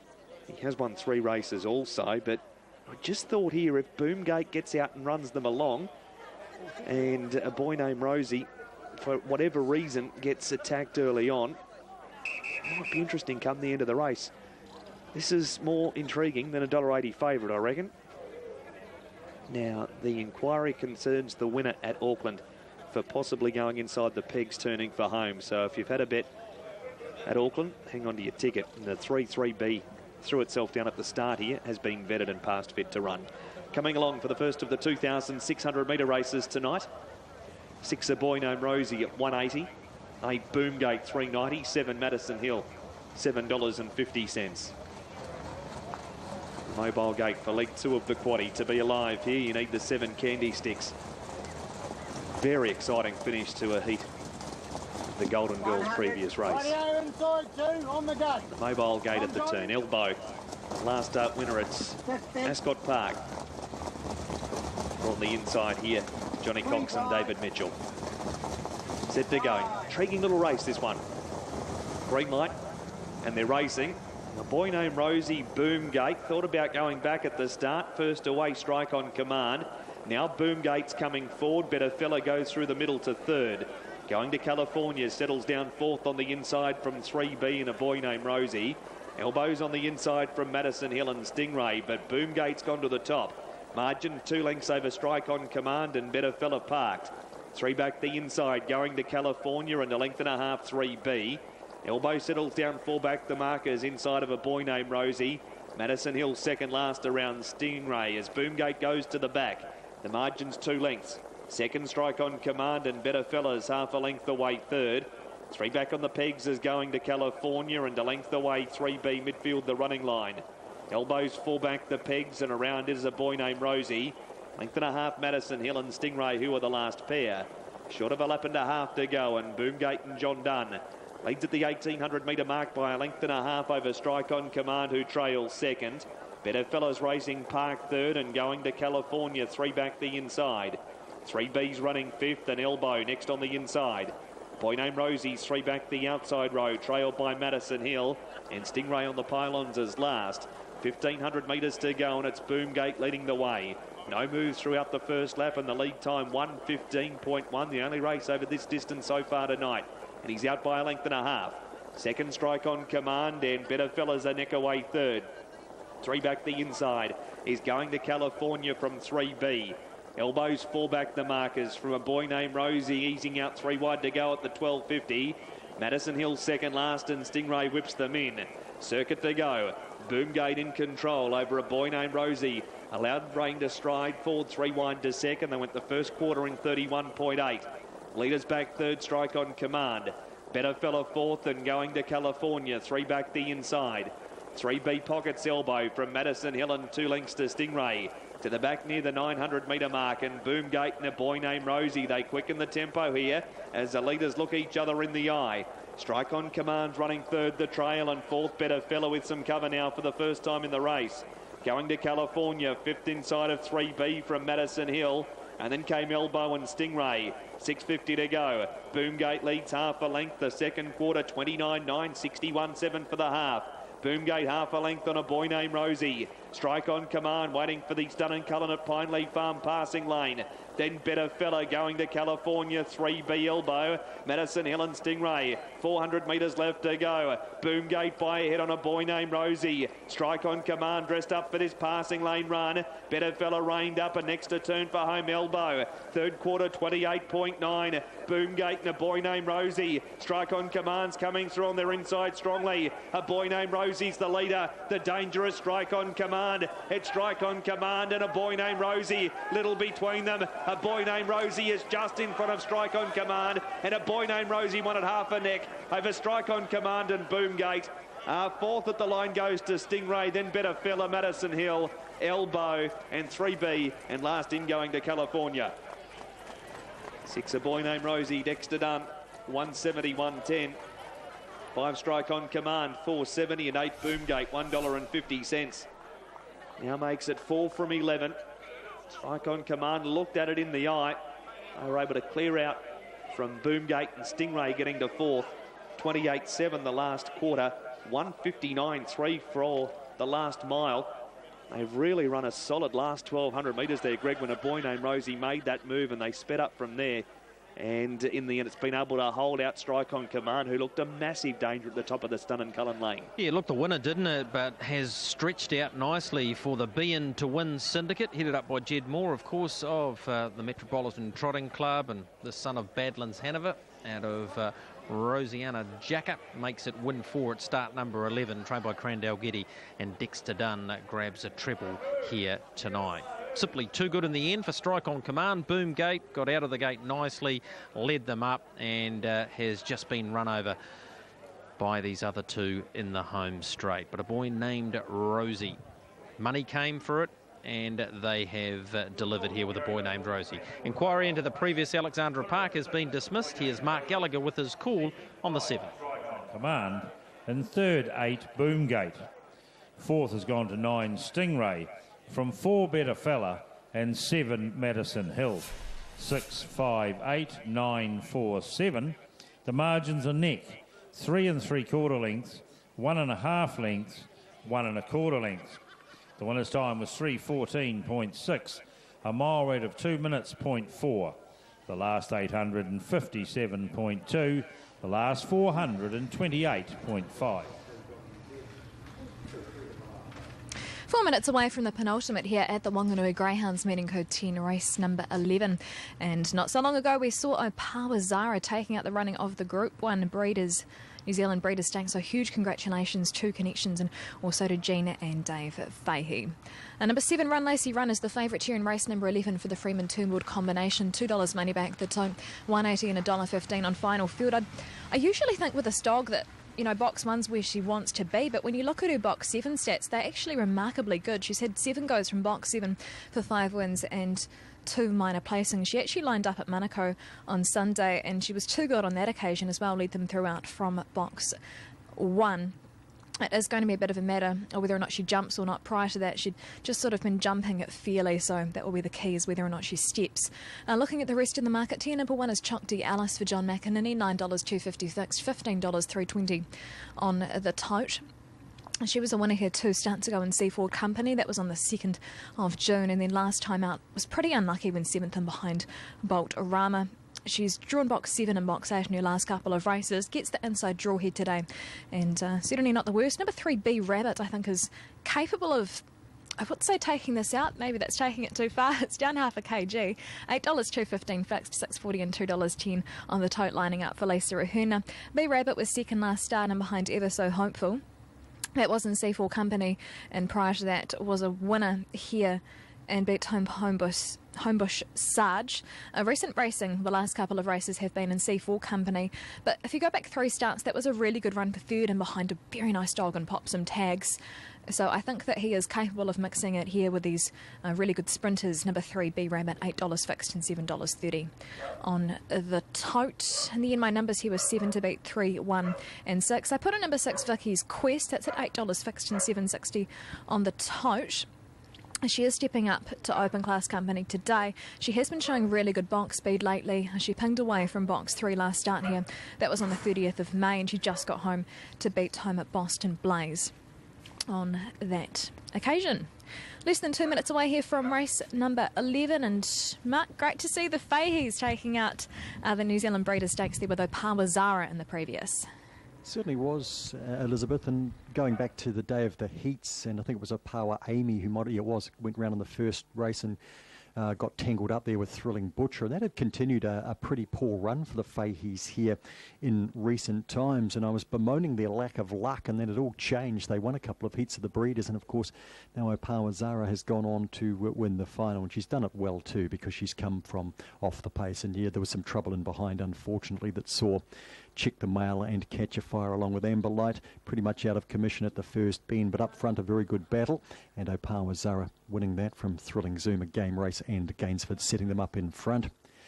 A minute out from this, Run Lacey Run, she's just fabulous from anywhere, isn't she? She's got a remarkable record with 31 wins. She's won 3 of her last 4.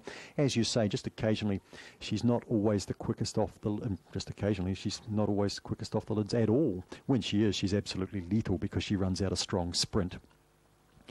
And she did miss the kick here 2 starts back, and obviously you can't afford to do that no matter how good you might be, but she is one who can just dwell at the start and then boot, and the second phase acceleration is good, providing of course the space is still there. Got a bit of speed either side of her with Vicky's Quest and Miss McFly, but thought she'd do the business again, and like you, I thought B Rabbit might be the one to take advantage if Run Lacey Run was to find some trouble, because as you point out, he has been very capable in Class 5, even though his recent form has been back in Class 4, that third behind Pop Some Tags. He'd already downgraded prior to then, so he ran that third and then was able to drop back to Class 4. But he's bounced straight back up like he does quite often. Choc D Alice to lead them up in box 1 in the racingdogs.co.nz. followed up the white rug by B Rabbit. Gold there for Nitro Lewis, and out in box 7, Run Lacey Run, the favourite. $1.90's the money. Second line, Inazuma racing well, gets box 2 again. Opawa Wally the blue, Vicky's Quest the green's been jumping expertly, and Miss McFly has the outside. Bunny on the move, round it comes. They're about set to break in. Race number 11, just about there. And the racing Run Lacey Run is slow to go, and Opawa Wally was slow as well. On the inside, we've got Going Hard, Chokti Yellow. He's got to hold up the pace. Going Hard there with it would have been Nitro Lewis, could be hard from there. Inazuma trying to sneak through into it. Around the outside comes Run Lacey Run, back and behind these runners. Then we've got Opawa Wally and Vicky's Quest. Up they come. Chokti Yellow screams away and scores. Tight second and third. Ooh, maybe Inazuma or Run Lacey Run, not too much in that. Back behind them, Nitro Lewis, and Opawa Wally was back behind those runners. Further back in the race to Vicky's Quest. B Rabbit was never in the hunt, nor was Miss McFly. We've got ourselves a whopping quaddie coming up tonight if anyone nabs it. He's still live. Good luck to you. Chokti Ellis off the inside. Class 4 winner 2 starts back, and that was off box 8, and she paid 20 that night. And she's hopped off the boxes beautifully, and Run Lacey Run didn't. Nitro Lewis was handy early. Thought he'd be the go from there, but Inazuma's got underneath him here, and around the outside, Run Lacey Run. Gee, not like Nitro Lewis to run like that up the straight either, so I just wonder if he's okay. He might have even been shut out of 4th, which is remarkable, but 1 wins easily, Chokti Ellis. And then it was tight 2nd and 3rd. I just favoured the 2, but there wasn't much in it. And then in behind them for 4th, it's tight as well, so Jack and Peter might be staring at that for a wee while. So we have a look at the head-on shot, and Chokti Ellis showed good speed to hold up. Nitro Lewis, normally from there, you'd think, gee, you'd put anything on him from there, to be honest. Getting scattered there. Opawa Wally trying to boot into it. B Rabbit was in trouble with Miss McFly. And in the straight, Run Lacey Run's making her run very wide out. And she's lunged late. She has got 2nd. So it's 1, 7, 2, and then 5 is held 4th. Followed home by 4, 6, 3, and 8. 17.65 the winner's time with a 10.50 run home. 3 lengths by a nose by 1 1/4 lengths. Number 1, Chokti Ellis for Roy and Karen Thompson. John McInerney at Martin, and Elizabeth, I think you were saying Roy was going to make it down tonight. Did that happen? I thought he was going to. Roy, if you're watching, where are you? But a huge congratulations. Chokti Ellis has taken it out. I hope that you and Karen have had $1 on. Of course, Roy and Karen of Plasterwood Limited fame, and they did sponsor the Silver Collar just last week in there at Manukau. Number 1, Chokti Ellis. She's paid really good money there at Tote to close. We'll have that result for you in just a moment. Number 7, Run Lacey Run has got 2nd, and number 2, Inazuma. Here you go. 1, Chokti Ellis, 15.32.10. Number 7, Run Lacey Run, $1.80, and 2, Inazuma, $1.70. Quinella 1 with 7, $11.10. Trifecta 172, $203.50. And the first 4, 1, 7, 2, and 5 pays $1,498.80. If you have picked the first 3 legs of the quad, you'll be getting really excited and checking out those will pays, because I imagine they are going to be huge. Our last year gets underway at 10 to 10. We're going to take a quick commercial break here, Trackside Live. On the other side, we're back at Alexandra Park with Craig Thompson. Ohoka punter, New Zealand Derby winner 2013. He's a half length away, further back Mosdale Connor. It's Ohoka punter, he's the toughest tonight. Ohoka punter, another Derby for Tony Hillery. A Dormee New Zealand Filly of the Year and 5-time Group 1 winner. At 3, she's a princess, but this girl is already a harness racing queen. And a Dormee won it and beat Splendour, and I think Nookamai just in front of Delightful Christian. Bettor's Delight, standing at Woodland Stud.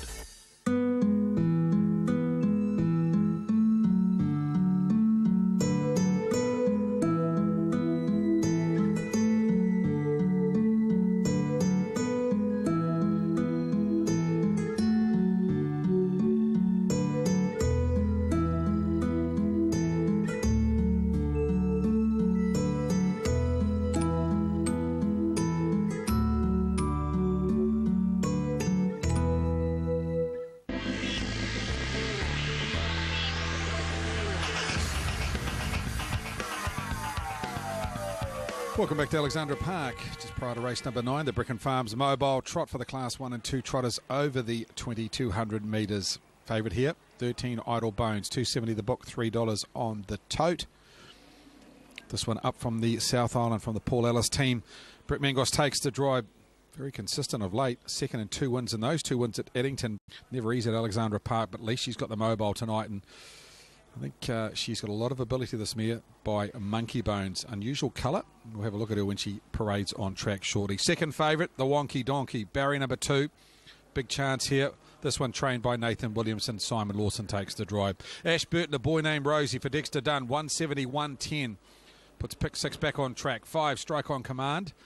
Nice run on the trail. Run second, 470 for Blair Orange and Mark Jones. And Boomgate, the leader, 150 for third. Quinella 5 and 6, 2060. Trifecta 6, 5 and 8, $83. And first 4, 6, 5, 8 and 9, $510 at 70 cents. What's that done to pick 6? So we get the double 7 and 6, 310. The concession 7 and 5, $21.40. A boy named Rosie, trained by Crandell Giddy, takes out race number 7 tonight. The third leg or fourth leg of pick 6 tonight. Of course, it started early. That time 3:14.6. We'll get that pick 6 graphic for you shortly. 701 live with 9 Some Arden Somewhere, 6 Boiling Over the Roughy, 7 Candy Sticks and 6 A Boy Named Rosie. 701 live, chasing down $40,000. Earlier in the night I caught up with Josh Dickey, and this is what he had to say about their stable rep, Sunny Vacation. Josh, you have Sunny Vacation going around the trot since coming north. He's been a model of consistency. Yeah, he has, yeah. He's a funny little horse. You know, we've finally got a finger on him.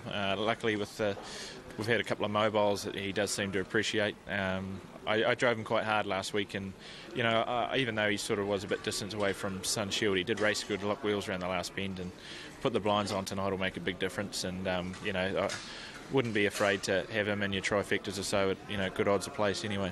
It's a very even field. He has drawn the second row, but he's up to winning this race and a good each-way chance tonight. Well, I do think so, because when he got round them, he showed a bit of speed to get round them, and as I say, I drove him quite hard last week, but I don't know if I'll be able to do that this week, but, you know, I definitely have to have the horse in, that's for sure. Josh Dickey with his thoughts on Sunny Vacation. Stable had a win earlier in the night with Kippenberger, John and Josh Dickey, and yeah, the team going really well at the moment. They do a good job with the limited team they've got, John and Josh Dickey, and stable running hot at the moment. They have Sunny Vacation going round in race number 9. I mark 13 Idle Bones on top. Clear main danger for me, number 3, the Wonky Donkey. Ran over 58.6 last week from a long way back behind Sunshield. You look at that form tonight, Sunshield's won again, so if you're looking at that, the Wonky Donkey from barrier 2, as we look at that unusually coloured horse, Idle Bones, the grey or roan, mare by Monkey Bones. She paraded very well in the hands of Brett Mangos tonight. So 13 on top to beat 3 the Wonky Donkey. I thought Djokovic, horse number 9, he galloped off the gate last start, prepared to give him the benefit of the doubt, stay with him. Of course, he did win 3 starts ago at Cambridge and beat a good field there. And I put in 11 Tarn. Nice run last start behind Tibjorn. Todd McFarlane takes the drive for Murray Edmonds. 13, 3, 9, 11. If I was to chuck in a roughie here, be number 10, Amy's Invasion. Workout winner here from last Saturday, wasn't the worst. Number 10, Amy's Invasion. Head upstairs and get Aaron White's thoughts on race number 9. Aaron, she paraded very well, Idle Bones. She beat Boilanova quite clearly last start, and Boilanova beat JCK at Addington tonight. Yeah, and they ran a good time too over the 2,600 metres that night at Addington, nearly breaking the 2 minutes for the mile rate there. So it was a good effort by Idle Bones. I suppose there is a wee bit of a question mark, first time right-handed around her, but the way that she's put them to bed the last couple at Addington, she has to be on top here at $2.50. And $1.30 over the 3, the Wonky Donkey, finally starting to get things right here in the north. Can certainly take this. So we put in the 9 Djokovic. I think the inside second row draw might help him tonight. Not racing the gate, he can just sit behind another horse. And the 12 Sunny Vacation. 13, 3, 9 and 12 for me to open our final treble. Thanks, Aaron. Yeah, Djokovic actually won the second row at Cambridge that night and had to survive the inquiry, didn't he, Aaron? So, yes, I don't think he won the second row will be the problem. Just doing it right inside the first 400 metres has been his downfall in the past. Luck has 2 in the race. Terraskova, he will drive the filly by Monarchy. She was good last week, came out of a maiden race. Beat Star Monarch, who went on to win tonight. So Luck Chin with 2 strong chances. Terraskova from barrier 5 and Djokovic from 1 the second row. Just on start time for... Thanks, Craig. And the favourite Idle Bones outside second row drawers are in behind the yellow bar arm for the Bracken Farms Mobile Trot. Second favourite, the Wonky Donkey, drawn in at barrier 2. As they work into the lane. Brecon Farms, Mobile Trot Field at dispatch. Green lights, they're off and trotting. And Terrace Cova comes out a wee bit roughly. She goes into a full gallop now as Star Empress. In fact, Easy Empress off the inside races to an early lead. Terrace Cova's galloping wildly up the track now. The Wonky Donkey will settle second, and Djokovic through from the second line will take the back of the leader here.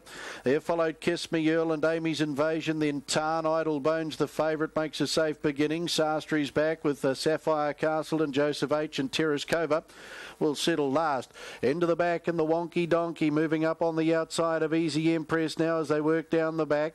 Sunny Vacation's got a lovely drag through from the second line, is currently third, soon to be parked as the Wonky Donkey finds the lead. Djokovic now 3 back on the inside. Amy's Invasion to the 1-1. Then Kiss Me Earl and Tarn, 2 lengths Idle Bones, 1.5 lengths Sastry. Sapphire Castleton back with Joseph H. and Terrace Cova sweeping across the Showgrounds bend. And the Wonky Donkey at the 1400. The lead time in 44 seconds. Leads by a length up on the outside, Sunny Vacation. And Easy Empress gets the lovely run in the trail as Idle Bones the favourite. The grey, she starts her claim into the race strongly now, out 3 wide to get up on the speed here for Mangos.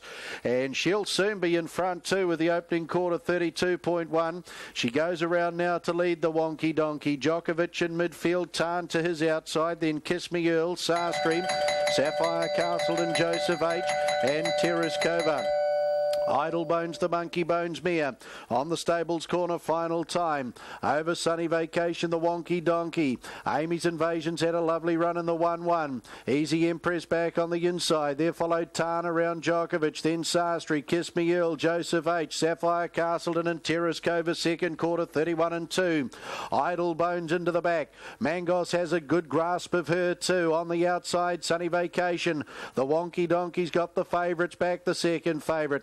Then Amy's Invasion back on the inside. Easy Empress, Tarn, Djokovic, Sastry. Joseph H starts a run now out 3 wide. Terrace Cova comes on his back and further back in the field then to a Kiss Me Earl and Sapphire Castle, and 400 left to go.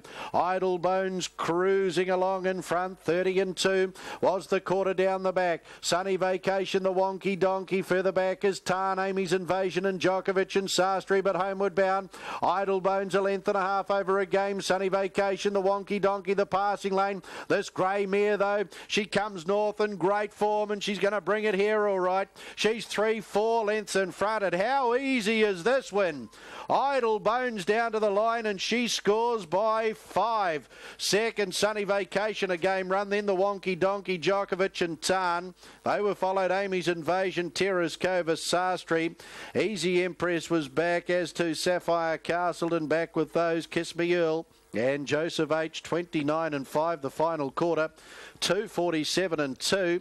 She does it on her ear, the grey Monkey Bones mare. She puts a treble of wins together. 2 very good victories at Addington.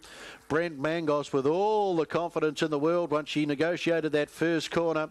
He knew she wasn't going to do anything silly right-handed, and she's come away nicely. Sunny Vacation, nice run second. The Wonky Donkey and Djokovic to make up trifectas. And Idle Bones, too good. Brent Mangos for Paul Ellis.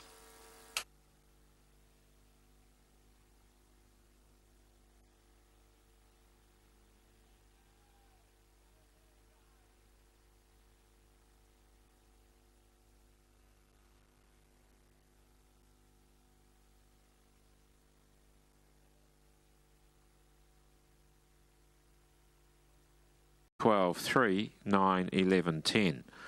Horse 13, Idle Bones, trotted the 2200 metres from a mobile and 2:47.29. A mile rate of 22.3. Last 859.8 and the 429.5. The margins: 4 3/4 lengths, 3 3/4 lengths, 3 3/4 lengths. 13, 12, 3, 9, 11, 10. Race 9, the Brecon Farms Mobile Trot. Idle Bones to come back at the head of the field after the call of Judge Graham McLennan. Idle Bones, raced by Dave McHugh and Trainer Paul Ellis, Monkey Bones Grey, 4-year-old mare out of Idle Fiore, win 4 at start 20. Beautifully handled by Brent Mangos. And the DM Brown bred Idle Bones back into the victory circle. Rob Carr down there representing Brecon Farms. Auckland Trotting Club steward Murray Goldsworthy also in attendance. Number 12, Sunny Vacation, the Dream Vacation, sunning 6-year-old Bay Gelding in for second, raced by BL Calder, Mrs. K.E. Calder, MB Calder and Miss N.E. Calder. John and Joshua Dickey trained at Clevedon, Joshua Dickey. And 3, the Wonky Donkey, the Thanksgiving G's Pride, 4-year-old Bay Gelding, raised by L.K. Dudfield, along with D.S. Shannon, Strawn, I.E. Davis, P.M. O'Brien, and M.J. Kimball. Nathan Williamson trained at Ryle Bush, Simon Lawson. Idle Bones number 13, $2.30 and $1.40. 231.40, 12 Sunny Vacation, $3.60, $3.60, and 3 the Wonky Donkey, $1.70, $1.70. Quinella, $17.60, $17.60. Trifecta, $89, $9.20, $9.20, and the 4 and 12 concession, $14.60, $14.60.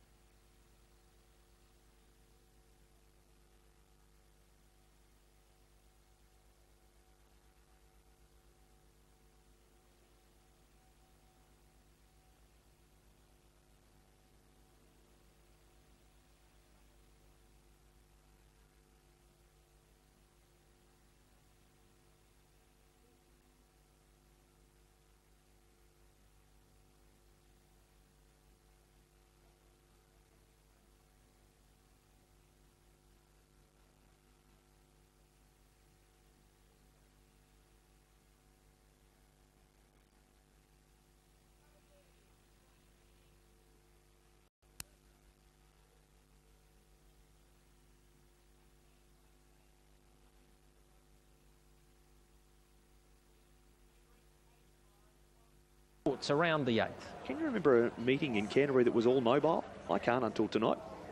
A very good point, Mark.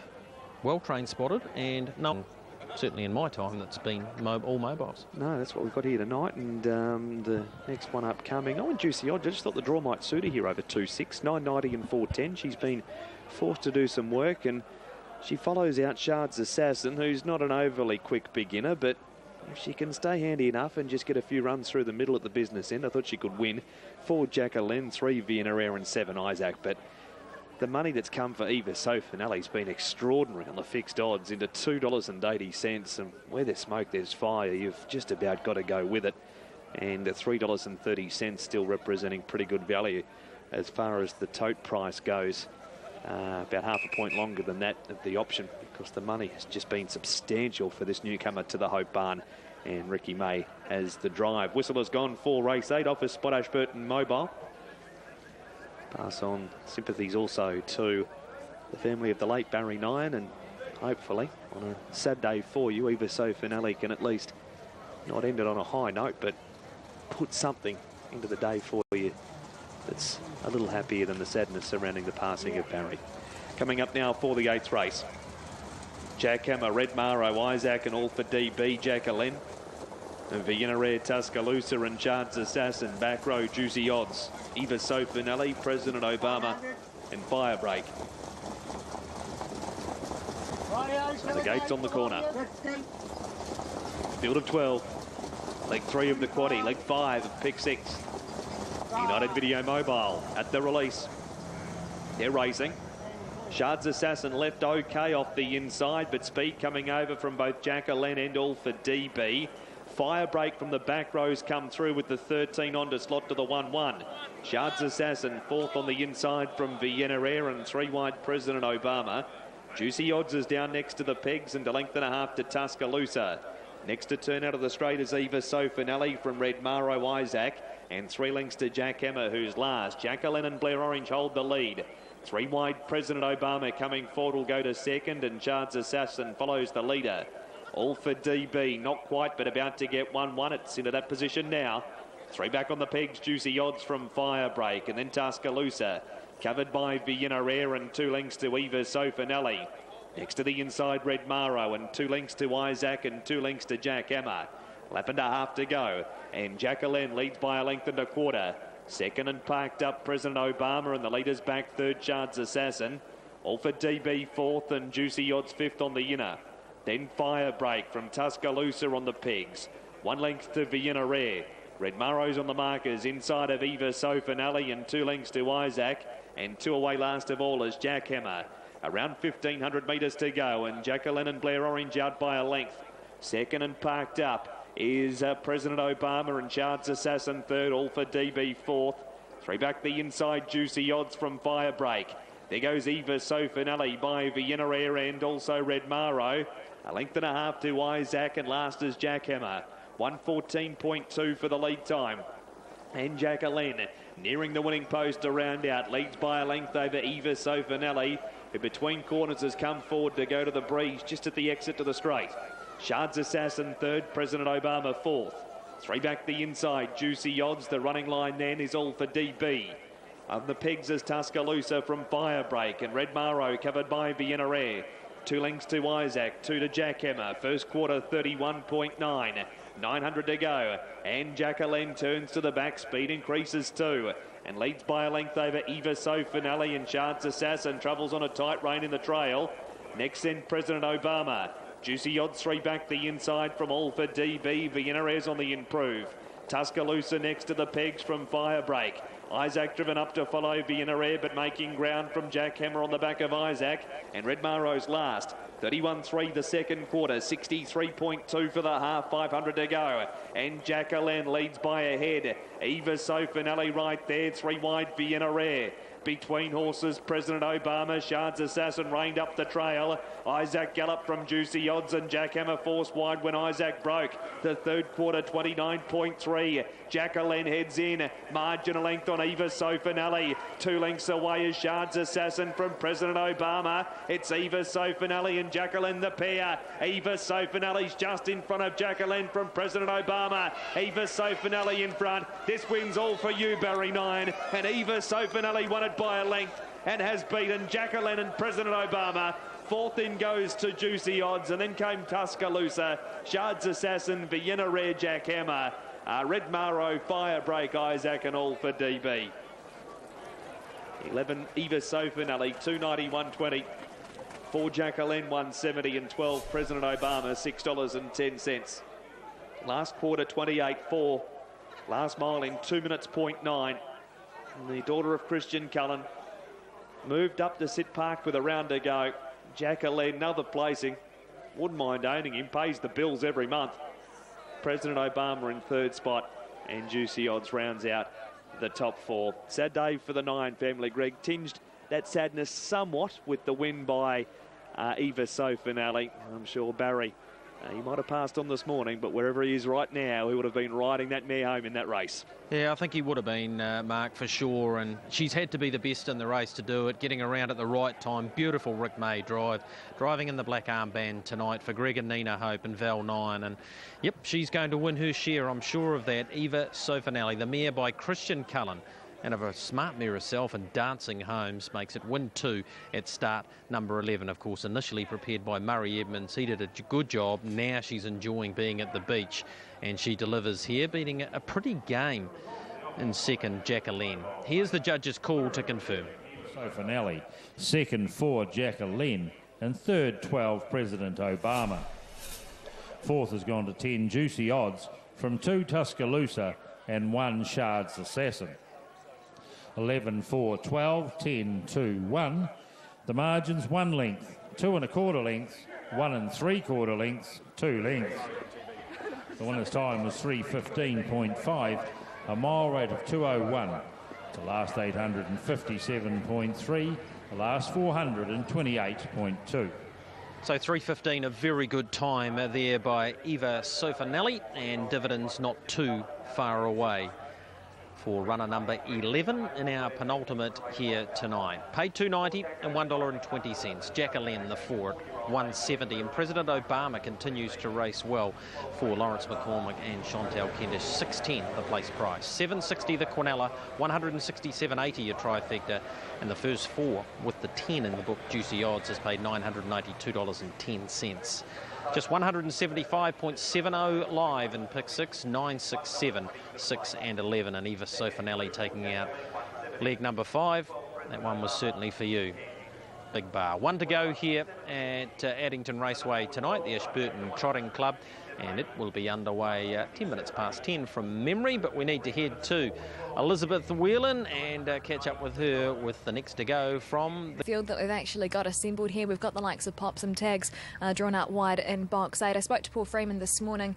I said Pops and Tags or Super Rooster, and he said to me that Angela apparently, I think he said that she's torn some ligaments in her shoulder, but she's making an effort to come to the track for this dog. Number 8, Pops and Tags. I was paying $1.80 this morning, now at $1.60, $1.15 fixed, $1.60 money back on the tote. Number 1, Leadfoot Lenny, $5.50, $1.70 fixed, $4.90, $1.70 on the tote. And of course, earlier on we saw a Pawazara take up the running of the New Zealand Breeders' Stakes final. I caught up with a couple of Jean and Dave Fahey's workers, Ross Mathers and Mark Lynn.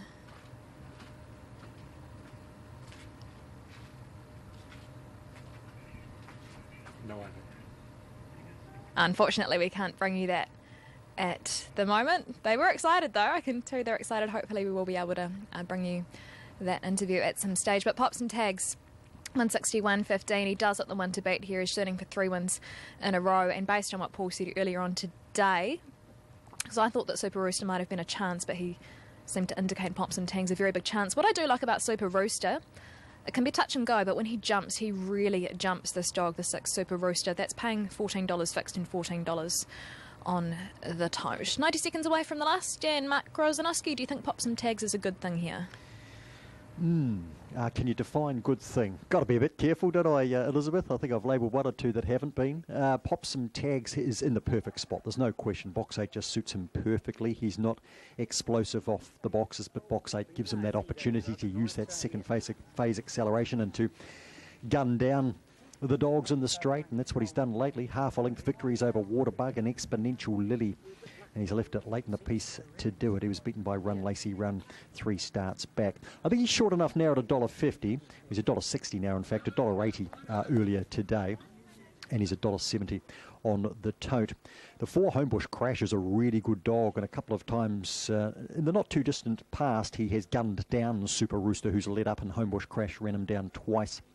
He missed the kick from box 1 last week. He actually did a pretty good job to run third. He's the sort of dog I don't mind drawing, well, pretty much anywhere, and box 4 hasn't phased him in the past at all.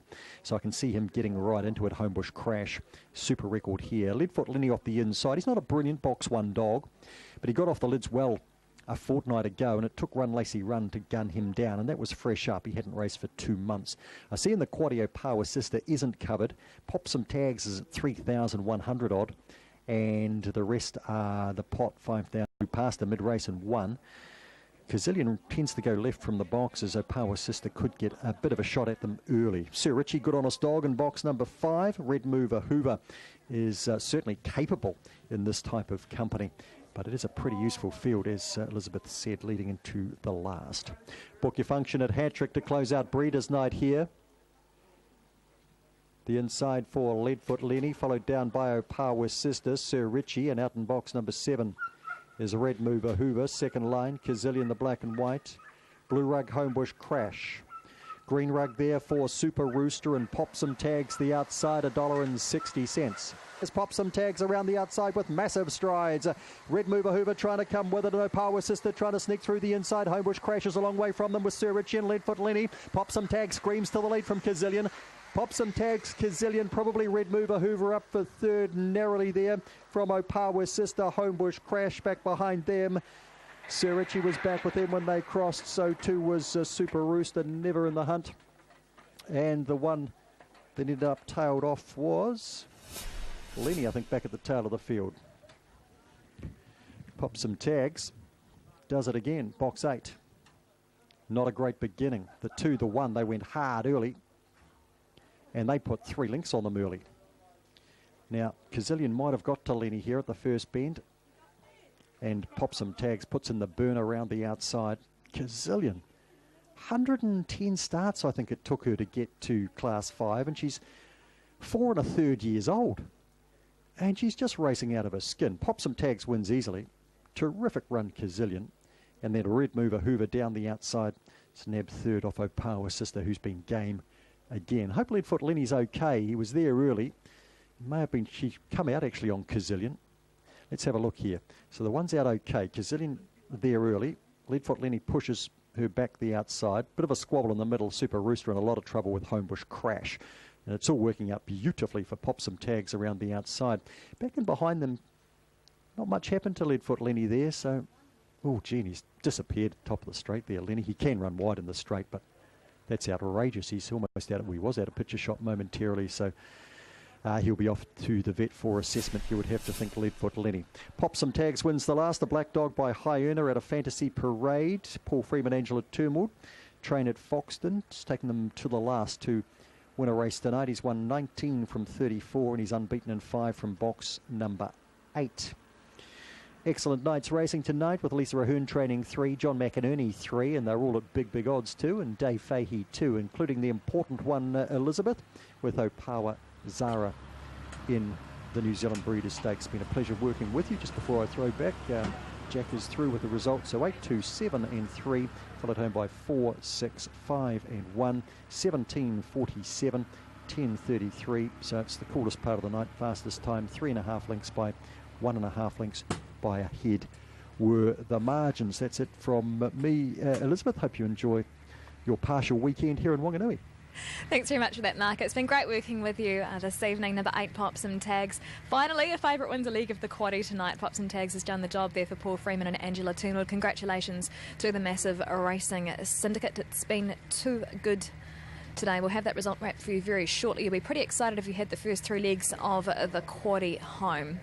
That result won't be too far away. Number 8, Pop Some Tags has returned $1.80 and $1.30 at tote close. 2 Kazillion $4.60 and 7 Red Mover Hoover pays $3.30. The Cornella 2 with 8 pays $28.30. Trifecta 827 $173.90. First 4 8273 $1,723.90, and that one comes with all the exotics. Double 1 with 835.50. Concession 1 with $250.70. The treble 6, 1 and 8 $202.40. Also the quaddie there will be a very nice dividend. 7, 6, 1 and 8 has paid $3,143.20, and place 6 decent divvy as well, $57.90. So that has wrapped the racing here at Hattrick Raceway on a Group 1 evening. Opawa Zara taking out the New Zealand Breeders' Stakes, so I'm hopeful that we might be able to play that interview in at some stage this evening there with the Kennel representatives for Jean and Dave Fahey. But once again, a huge congratulations to them. On behalf of myself, Mark Grozanowski, and the very hard-working team here on track, a very good evening. Thanks for your help tonight, Liz, and to you, Mark. Drive safely back home. Race number 10 tonight, the Wales Harness Hotline Mobile Pace. I better throw out a winner out there for race number 10 tonight. Very keen on number 1, Hidden Bad. It was $5 this morning on the book, and gee, I thought this filly was extremely unlucky for James Stormont last week. Has been backed in all afternoon into 220, 260 on the tote. She's a filly that showed a lot of ability in the trials down south before she travelled north. Her debut run at Alexandra Park behind Mighty Flying Major, as I say, was unlucky. $5 this morning into 220. Money has come for her all afternoon. Thought the Dangers 10 Prince of Pops coming out of the Jewels. He tried up nicely at Franklin before that. Son of Changeover. He's off the unruly on the second row, so he'll be the only be starting middle of the track on the second, and underworked for Tony Grayling. Sean Grayling takes the drive. Didn't get much luck in the run home here last week. Ran 7th, but was blocked a couple of times in the run home. So I marked on 1, 10, 9 and 6 in race number 10 tonight. Hidden Bad, this one formerly trained by Malcolm Shin, now with James Stormont. The gate speed at the trials has been quite good, so Bookmakers has been the best back runner in race number 10 tonight. Horse 1, Hidden Bad. The Drivers' Challenge, Zach Butcher was clear leader on 10 points when I looked earlier. I think Zach's all but done for the night, though. I don't think he's got one more drive. He might have one more drive in the last, and that'll be on Strawberry Courage No drive here in race number 9, but Zach Butcher in front. My numbers 1, 10, 9 and 6 in race number 10 tonight. Pop up and catch Aaron's thoughts on the 10 tonight. Aaron, I liked Hidden Bad last week. She didn't get much luck. She gets the better draw tonight. Yeah, she got no luck at all last week on debut, drawn to dominate out of barrier 1, and the money's suggesting that James Stormont will use that to draw, so got it on top. The Badlands Hanover filly will put in the 10, Prince of Pops. He did start at the Jewel, so on that alone has to be respected. The 6 underworked. I've always had a lot of time for the Son of Courage Under Fire, and Bluebird. Trial form's been okay. Santana Blue Chip gelding on debut. Looks all right. And drawn to follow Hidden Bad throughout, so might be able to bolster those Quinella trifecta and first 4 dividends nicely at $4 a place at this stage. If you went with Clarius, maybe a couple of bucks each way, get that money back on Bluebird here. 1, 10, 6 and 9.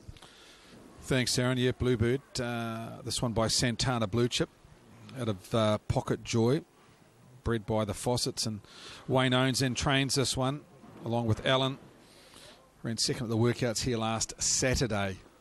Bluebird should get a nice run through on the back of Hidden Bad.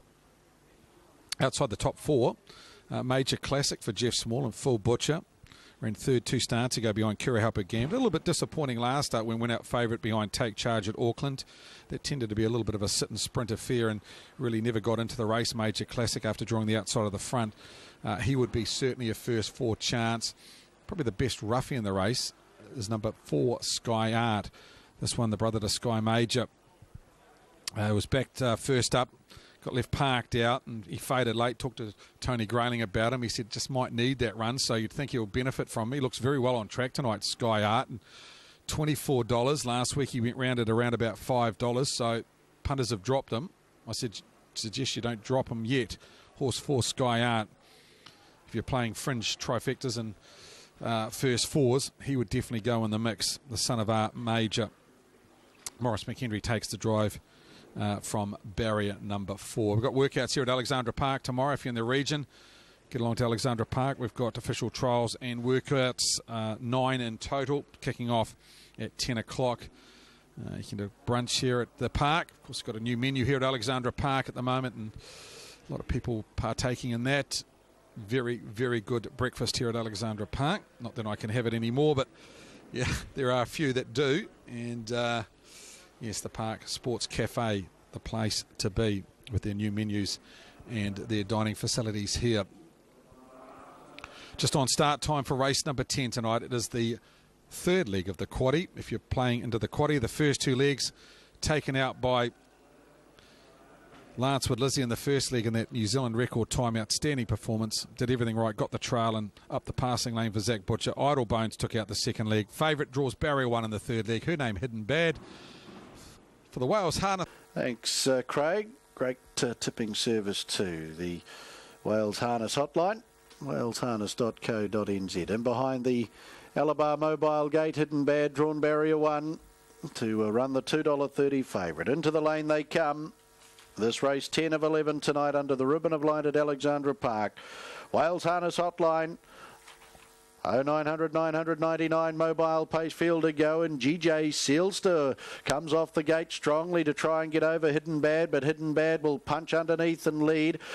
From now, She Don't Love Me, who will get through and trail here, and up on the outside then was Sky Art, followed by Major Classic. Bluebird doing things wrong back against the markers, then Prince of Pops, and out wider Black Santana. Underwork back second last, and back with those Elliot Daniel. Hidden Bad holds up the lead here for James Stormont, the filly by Badlands Hanover. A length and a half, She Don't Love Me, and GJ Seals to Major Classic is 4th and parked, and back on the inside Sky Art. Prince of Pops, the 2nd favourite, has 1-1 cover. Then Bluebird on the inside of Underworked, Elliot Daniel and Black Santana the last couple. 43 and 7 was the lead time. Off the back comes Hidden Bad. A length and a half, She Don't Love Me, has nestled in for the run in the trail, and up on the outside Major Classic. Black Santana Santana's coming forward 3 wide as they sweep across the showgrounds bend. Back on the inside, GJ Sealstar. Prince of Pops just wanting to over race a touch, one off the inside. Back on the inside then of that was Sky Art, a length away to its stablemate Underworked, who's racing on the outside of Bluebird, and Elliot Daniel, Richard Brosnan back last. 34 and 6 was the opening quarter. Hidden Bad getting away with luxurious terms out in front. Here's Prince of Pops. He comes away from his trailing spot to get up on the outside and go to the lead at the bell. And again leaves Black Santana parked, and back on the inside, She Don't Love Me, Major Classic 1-1. Back on the inside, GJ Sealstar. Then Underworked, back to its inside, Sky Art. Back in the field, Elliot Daniel and Bluebird. Second quarter in 30.6, and Prince of Pops and Scott Phelan into the back. The second favourite leads the favourite Hidden Bad, who's got its back. Black Santana's Park, 1-1 Major Classic. She Don't Love Me, 3 back on the inside. Underworked is only 5 lengths off our leader with 500 left to go. Then GJ Sealstar, Elliot Daniel, Sky Art and Bluebird, 500 to run as they work off the back. Prince of Pops a length, Black Santana. Hidden Bad waiting the passing lane. Underworked is getting into the race now around Major Classic. She Don't Love Me, Elliot Daniel, GJ Sealstar, Bluebird and Sky Art. 30.1 the third quarter, they come for home. Prince of Pops Underworked out wider. Hidden Bad waiting the passing lane, then Major Classic. She Don't Love Me, homeward bound. Prince of Pops, Hidden Bad down the outside. Underworked and Major Classic. She Don't Love Me on the passing lane. It's Prince of Pops in front. Underworked, Hidden Bad and She Don't Love Me. They all chase hard, but Prince of Pops and his number 1 tonight. Prince of Pops too good. Second very tight. She Don't Love Me, Hidden Bad and out wider Underworked for 4th.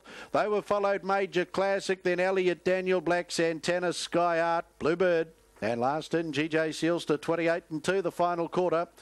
247.3. Scott Phelan made the winning move at the 1100. From 3 back the outside, round to lead at the bell. And from there, he settled nicely into his work. And they've all chased hard in the home straight. The photos for second. She Don't Love Me on the inside of Hidden Bad. Very goes to Prince of Pops.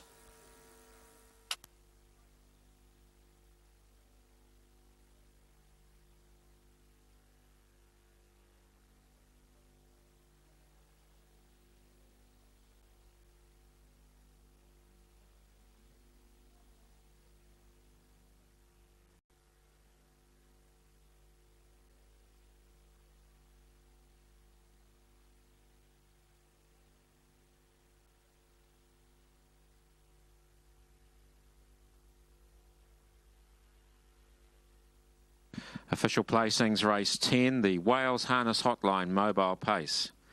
10-2-1-658. 10-2-1-658. Horse 10, Prince of Pops, pace the 2200 metres and 247.42. 10-2-1-658. Race 10, the Wales Harness Hotline Mobile Pace. Prince of Pops, top of the charts tonight. To come back at the head of the field, Changeover Brown, 2-year-old gelding, second window for a changeover tonight too, with changeover taking the Northern Hemisphere time, PGG Rights and final as our non-tote. So a second winner on the program for a changeover. This one out of Slangivar, raced by Scott Plant along with WD Lightbourne and Mrs. Brenda Gain, Steve Telfer and Chris Garlick, the trainers at Papakura. Scott Phelan, the drive. Craig the Whale Thompson down there, part of the victory celebrations, along with Auckland Trotting Club steward Paul Barry for Prince of Pops, bred by Plant Racing Limited and WD Lightbourne. Congratulations to you.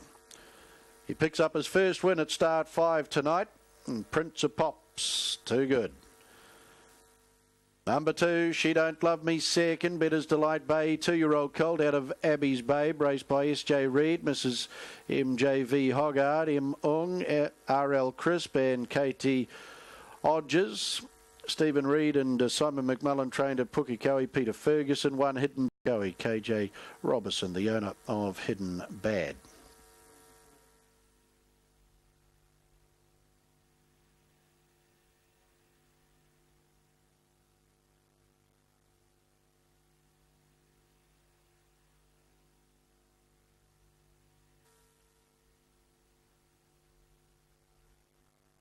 $5.30 and $1.70, $5.30 and $1.72. She Don't Love Me, $2.50, $2.50, and One Hidden Bad, $1.60, $1.60. Quinella, $44.40, $544.40.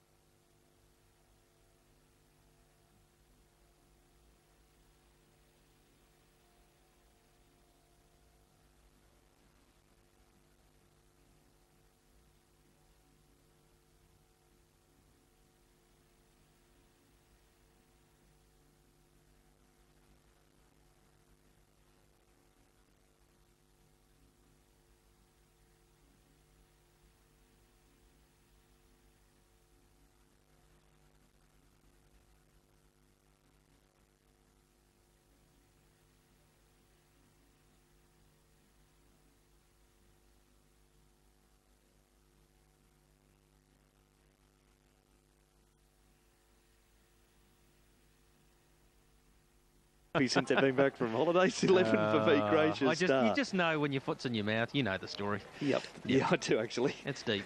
11 Gracious Star in third to Mighty Major at the tonight, and a few more on both islands with winners at both the Addington Raceway and Alexandra Park. 10 Buzzkill and 13 Sicilian Secret to round out the first four, but just the 11 for mine from the good draw. Brett Thomas wears the white cap and Gavin Smith the maroon cap on Zena Mack, who I say every time I tip it's got good gate speed. It's actually got none. So don't expect it to lead from the 3, Zena Mack.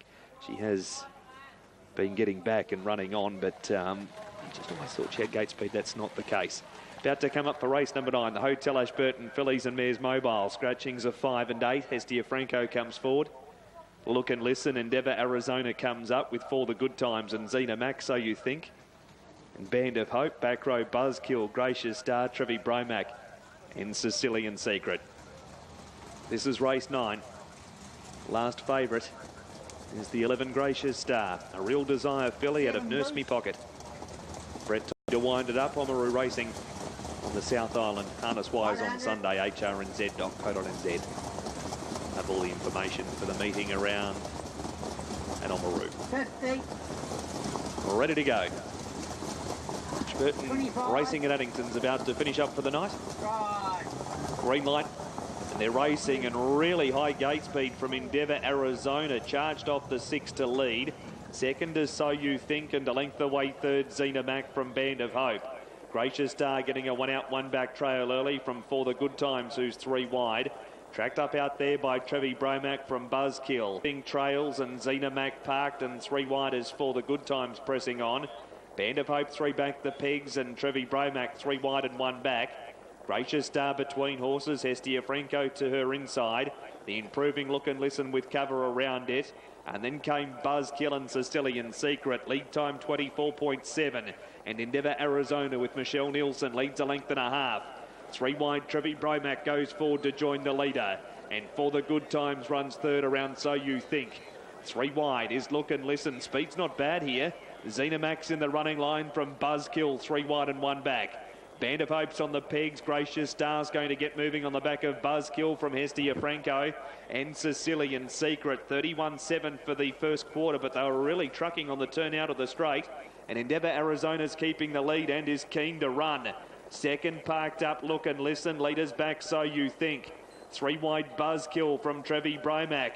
Gracious Stars on the improve. Now back in the field, Zena Mack and Sicilian Secret locked wheels. They both lost about 4 lengths, the pair of them. Buzzkill's gone to the lead from Endeavour Arizona. Wide out, Gracious Star around Look and Listen from So You Think.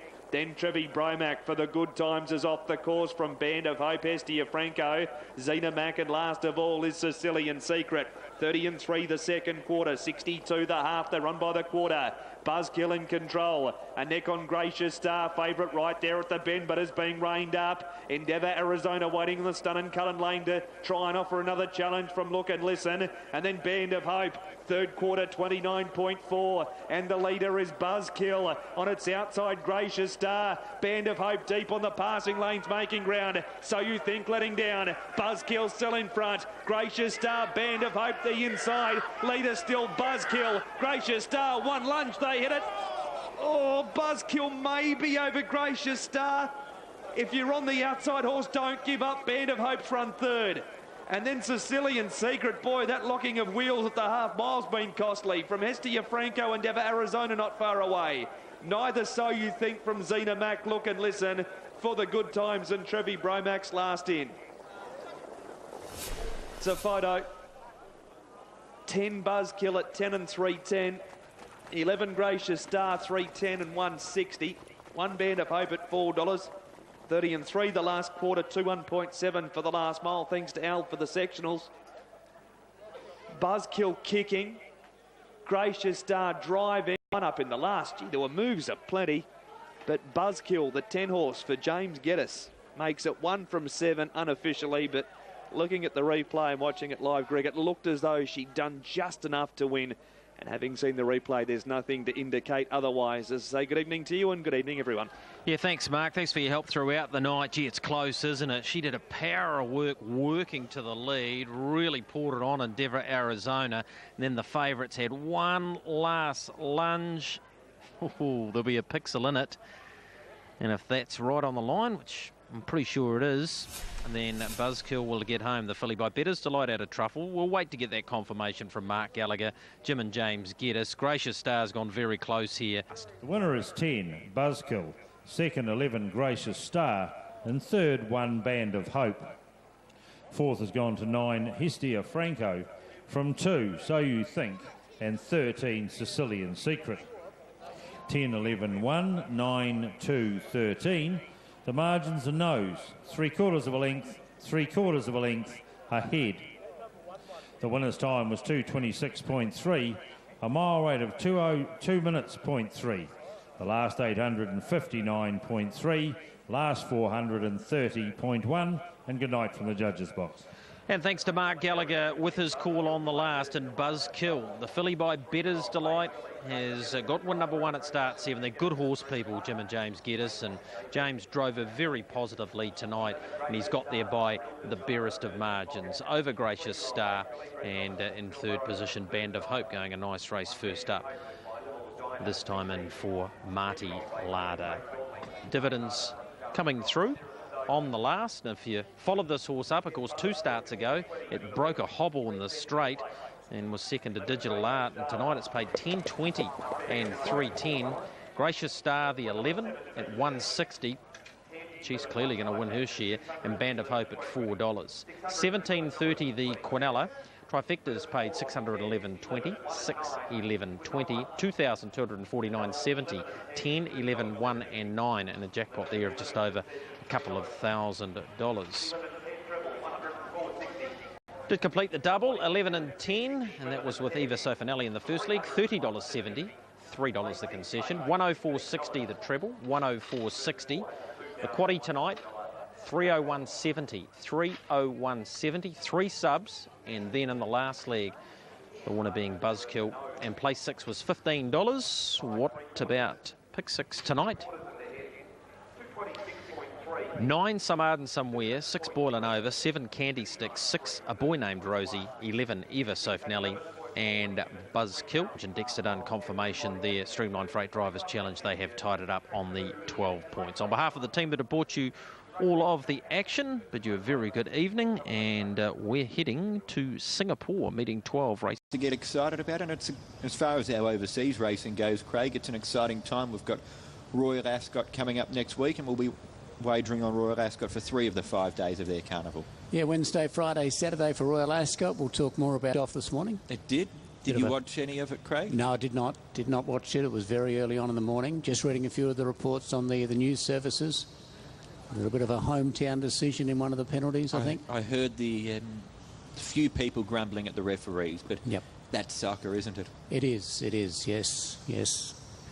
your grandfather. Yeah, exactly. Yeah, never bet on anything that could talk, so that's why you only bet on dogs, trots and horses. They're the ones you should be wagering on. Now we're 1 minute away from start time. A lot of people are wondering, how do you bet on dogs and how do you bet on trots? Because the locals obviously would not have had that opportunity, but horse racing certainly is there. They're behind the gates. They'll get the call up very soon. What's happening on the tote here, Edward? A little bit of money coming here for Infermo, $53 to $46, and there's continued support as well for Mighty Glory. He's into $29. At longer odds, there's some sort of support for Kevin 11, 108 into $78. But here's the top 8, Craig. Reach for the Sun at $8, 27 for Angsana, 29 for Mighty Glory, 48 for Infermo, and then $55 about Geese and Master, 79 for Kevin 11. A big break, 177 for Henrietta and 305 for Fantastic Warrior. The rank outsider is the 8, Royal Flush, at 386. That poly track, Craig, that could, if necessary, double as a trotting track as well. It would be a big trotting track, but it could work. It'd be heavy going too. Yeah. Be heavy going for the trotters. But they'd get through it. Angsana just coming up towards the gates, just a little bit playful there. Johnny Powell in the saddle. Goes in towards the gates and loads up now. So it's only a small field. We've got a scratching here. Mastermind is out, so a field of 9 to go as the load process begins for race number 1 of the night. Here's Matthew Jones. Yes, could also be a big greyhound track. The poly track, we've got 9 races on it tonight. And we're about to get underway. The initiation to start things off. We don't often have an initiation to get things going, but unfortunately, Mastermind Scratch would have been a cracking race. Would have been an extraordinary betting race, I think, with the 5 and 6 duelling for favouritism. As it turns out, Reach for the Sun at 9 and 7. Some money coming in for a few of them here. Infermo at 35, Angsana at 27 are all given hopes, and also Master Glory at 28. And with solid support for those 3. Reach for the Sun, if you like him, is out to 9 and 7 here for Manuel Nunez, who is the clear front runner in the Jockeys title race for 2014. Now the son of O'Reilly goes forward. That's Mighty Glory, the lone 2-year-old on the featherweight here. A helicopter right over the top of the track at the moment. One of the military bases not too far from here. Now going forward is Henrietta, and we're still waiting on Royal Flush to go forward. So plenty of natural light still around. Local time here 20 past 6. You can hear John Powell talking. John Powell's on Angsana. I think he's not quite in the saddle on the grey. The grey's in there, and John said that he'll jump back on, I think, once the other's in. So we get the lowdown on what's going on, courtesy of the microphone over there. Royal Flush, the last one to go forward at 7 and 6. So they've got right into this favourite now, 7 and 6. He's been heavily backed in the last few seconds, and all the others have eased out. Reach for the Sun having his first run here. We're all set, and they're away, and Reach for the Sun away fairly on the inside. Good start coming there from Infermo, and also the 2-year-old Mighty Glory away nicely. Reach for the Sun is trying to come back on the inside of Infermo and grab the lead, and he's done that. Inside 800 metres to go, and the favourite here heavily backed. Reach for the Sun in front from Infermo. 2.5 to 3 lengths away, the 2-year-old Mighty Glory. Angsana back in 4th, then Kevin 11. Geese and Master, Fantastic Warrior a long way back with Henrietta, and also Royal Flush up towards the turn. 500 metres to go in the opener. Reach for the Sun and also Infermo. They're 1 and 2. They share the lead, and at the moment they're 4 or 5 lengths in front from Mighty Glory, Kevin 11, Angsana and Geese and Master further back, but it's Reach for the Sun. 300 metres to go. He goes for home now. He's 2.5 lengths in front from Infermo. Mighty Glory down the middle running on well, then Kevin 11 and Geese and Master down the outside. Reach for the Sun still clear. Mighty Glory and Geese and Master are closing in, but it's Reach for the Sun. Mighty Glory, Geese and Master are trying valiantly, but it's not going to be enough, and it's Reach for the Sun home by 2.5 from Mighty Glory and Geese and Master 3rd, then Kevin 11 followed by Infermo, Henrietta, Fantastic Warrior, Angsana and Royal Flush has run last. Reach for the Sun home, 7 and 5.1. I think the horses that chased hard, but he just kept going. Good performance here. Time will be interesting. They should have run time really, because He was made to work for the front, and he seemed to be in full flight down the home straight. And he needed to be, because those others were putting their head down and really trying, weren't they? Mighty Glory and Geese and Master, nice performance. 59.8. Not really. He'd been battling away in Australia. Fairly strong form he brought. Reach for the Sun. Having run 4 seconds. Just having a look at his record, he was beaten a nose at Geelong. He was also beaten a nose at Geelong another occasion. And he was beaten ahead at Trotting. So he wasn't having too much luck in photo finishes. Reach for the Sun. No problems here. Thought his effort was good. I thought the others knuckled down fairly well. Mighty Glory's run okay. Just was left a bit flat. Effort was full of merit. That's some good performances. Welcome back to Alexandra Park for our last tonight of 11. The two two-year-olds dominate the last. Mighty Flying Major, trained by Ken Barron. Good winner on this track at Alexandra Park last start. Takes on the Jules runner-up in Better Spirits, who was very good when without them. The likes of Pacific Rapture drops in grade here. Of course, won 3 races, back to a 1-2 win field. And Hot Mac, who's been in good form as well. So, nice race the last. How do you line them up? As I say, 4. Similar time would probably get him home here in the last. He settled a lot better in his races. That's the key to him. He can over-race, but talking to Ken Barron last week, he said right-handed. He worked and looked to cause a bit of a boil over last week in the Jules. Ran second behind Bodine Boaz for Mike Berger. Full Butcher takes the drive again. He's been good this time up, and I think those two two-year-olds will dominate the last.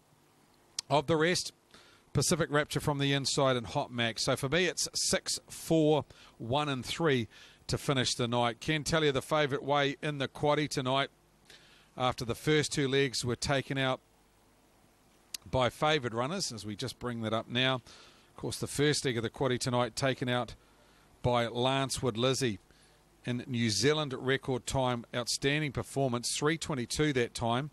Of course, breaking Classy Phillies New Zealand record by nearly 3 seconds. So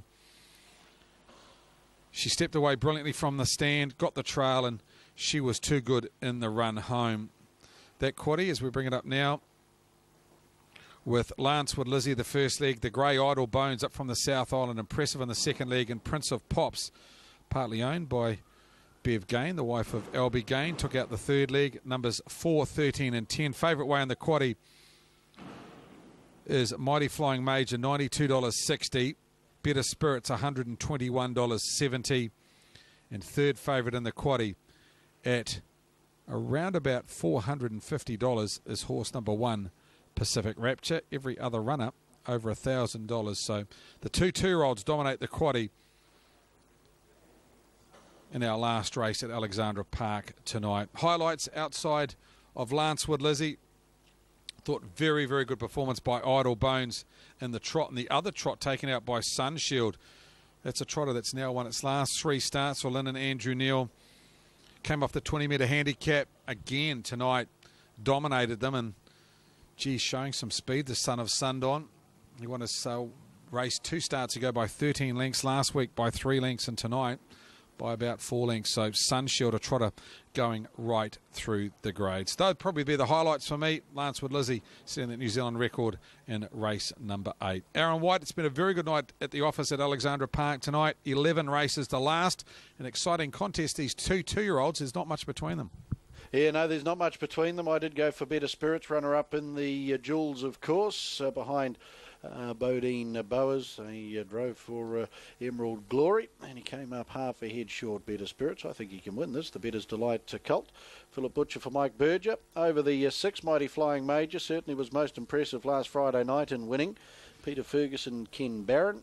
And we'll put in the 1, Pacific Rapture from her draw. The last 2 have been good, Jab and Athy. 3, Hot Mark. Racing well, Simon Lawson to do the driving there. Beaten a short margin behind on ice a couple of weeks ago. 4, 6, 1 and 3 to wrap up the night. It's been another entertaining night here too. Craig on the program. Don't forget to follow us here at Alexandra Park too. Facebook.com, Alexandra Park Raceway.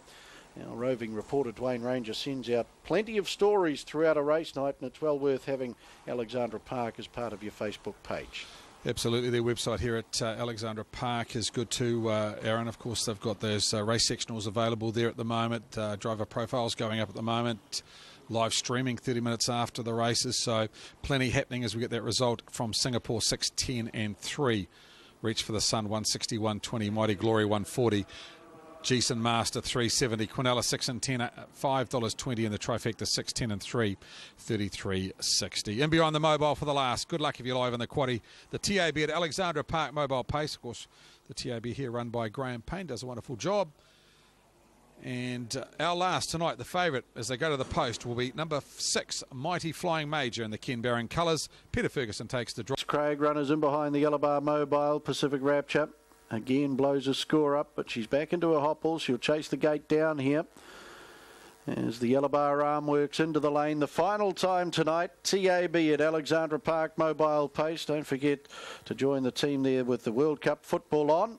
And all of that great food at the Alex Bar and Eatery as well. Green light flashing, they're off. Pacific Rapture caught the gate and charges out to be the early leader. Better Spirits, the second favourite, will get up on her outside and take over on the stables corner. Then Hot Mark, Mighty Flying Major to his outside, a length and a half away in the field then. As they settle down was Lost in Bangkok. There's a length and a half away to C-Mac, and Strawberry Courage will settle back at the tail, 1800 left to go. Better Spirits, the son of Better's Delight, runner-up, Harness Jules Day, he's the leader. Leads by a length and a half, Pacific Rapture, 2 lengths, Hot Mark. Mighty Flying Major, Peter Ferguson, quite content to sit in fourth at this stage with the second favourite rolling along nicely in front. Lost in Bangkok has the favourites back, a length and a half, Hot Mark. And Strawberry Courage back last, 43 and 3 was the lead time. Better Spirits off the back, Philip Butcher, a length and a half. Pacific Rapture in the trail. Now Philip just racking this leader up a wee bit to get his mind back on the job. Just wanted to have a gawk and a balk around the stables corner there, around the showgrounds corner. Back on the inside then was Hot Mark. To its outside was Mighty Flying Major. Back over on the inside, Strawberry Courage in the 1-1.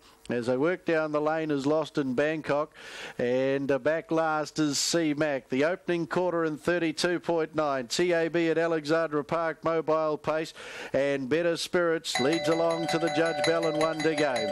Second favourite leads the favourite to his wheel now, Mighty Flying Major, as they work the stables corner their final time. Pacific Rapture's got that nice run in the trail. 1-1 is Lost in Bangkok, then Hot Mark with its stablemate a length away, that being C-Mac and Strawberry Courage last, 800 left to go. 30 and 3 the second quarter. Better Spirits into the back over Mighty Flying Major sitting a length away in second. Pacific Rapture trailing third. 1-1 Lost in Bangkok. Back on the inside, Hot Mark as they start to step it out down to the 550. C-Mac second last and Strawberry Courage last. Off the back they come. They sweep across the showgrounds bend their final time, and Better Spirits, he travels beautifully in the lead over Mighty Flying Major. Quarter down the back and 28.8. Back on the inside, Pacific Rapture, then Lost in Bangkok, C-Mac and Hot Mark, they come for home. Better Spirit second favourite, and favourite Mighty Flying Major. They're about to do a stretch battle here, a length and a half, Lost in Bangkok. Better Spirits, Mighty Flying Major tries hard, 100 left to go. Hot Mark is flashing home. Better Spirits, Mighty Flying Major, Hot Mark and Lost in Bangkok. Mighty Flying Major, that's been a great win. Second Better Spirits, they were followed Lost in Bangkok, Hot Mark and Strawberry Courage, then C-Mac and Pacific Rapture to be the last to greet Judge Graham McLennan tonight. 28 and 4 was the final quarter, and he's had to do the most work in the race. Mighty Flying Major goes back to back, the son of Art Major. Peter Ferguson picks up 2 winners on the program tonight, as to Kenny Barron. Most impressive here in the last, Mighty Flying Major, 243.9. And he's edged away nicely in the last 50 metres over Better Spirits, Lost in Bangkok and Hot Mark fighting out to third and fourth to wrap up the program. TAB at Alexandra Park Mobile Pace to the favourite, Mighty Flying Major.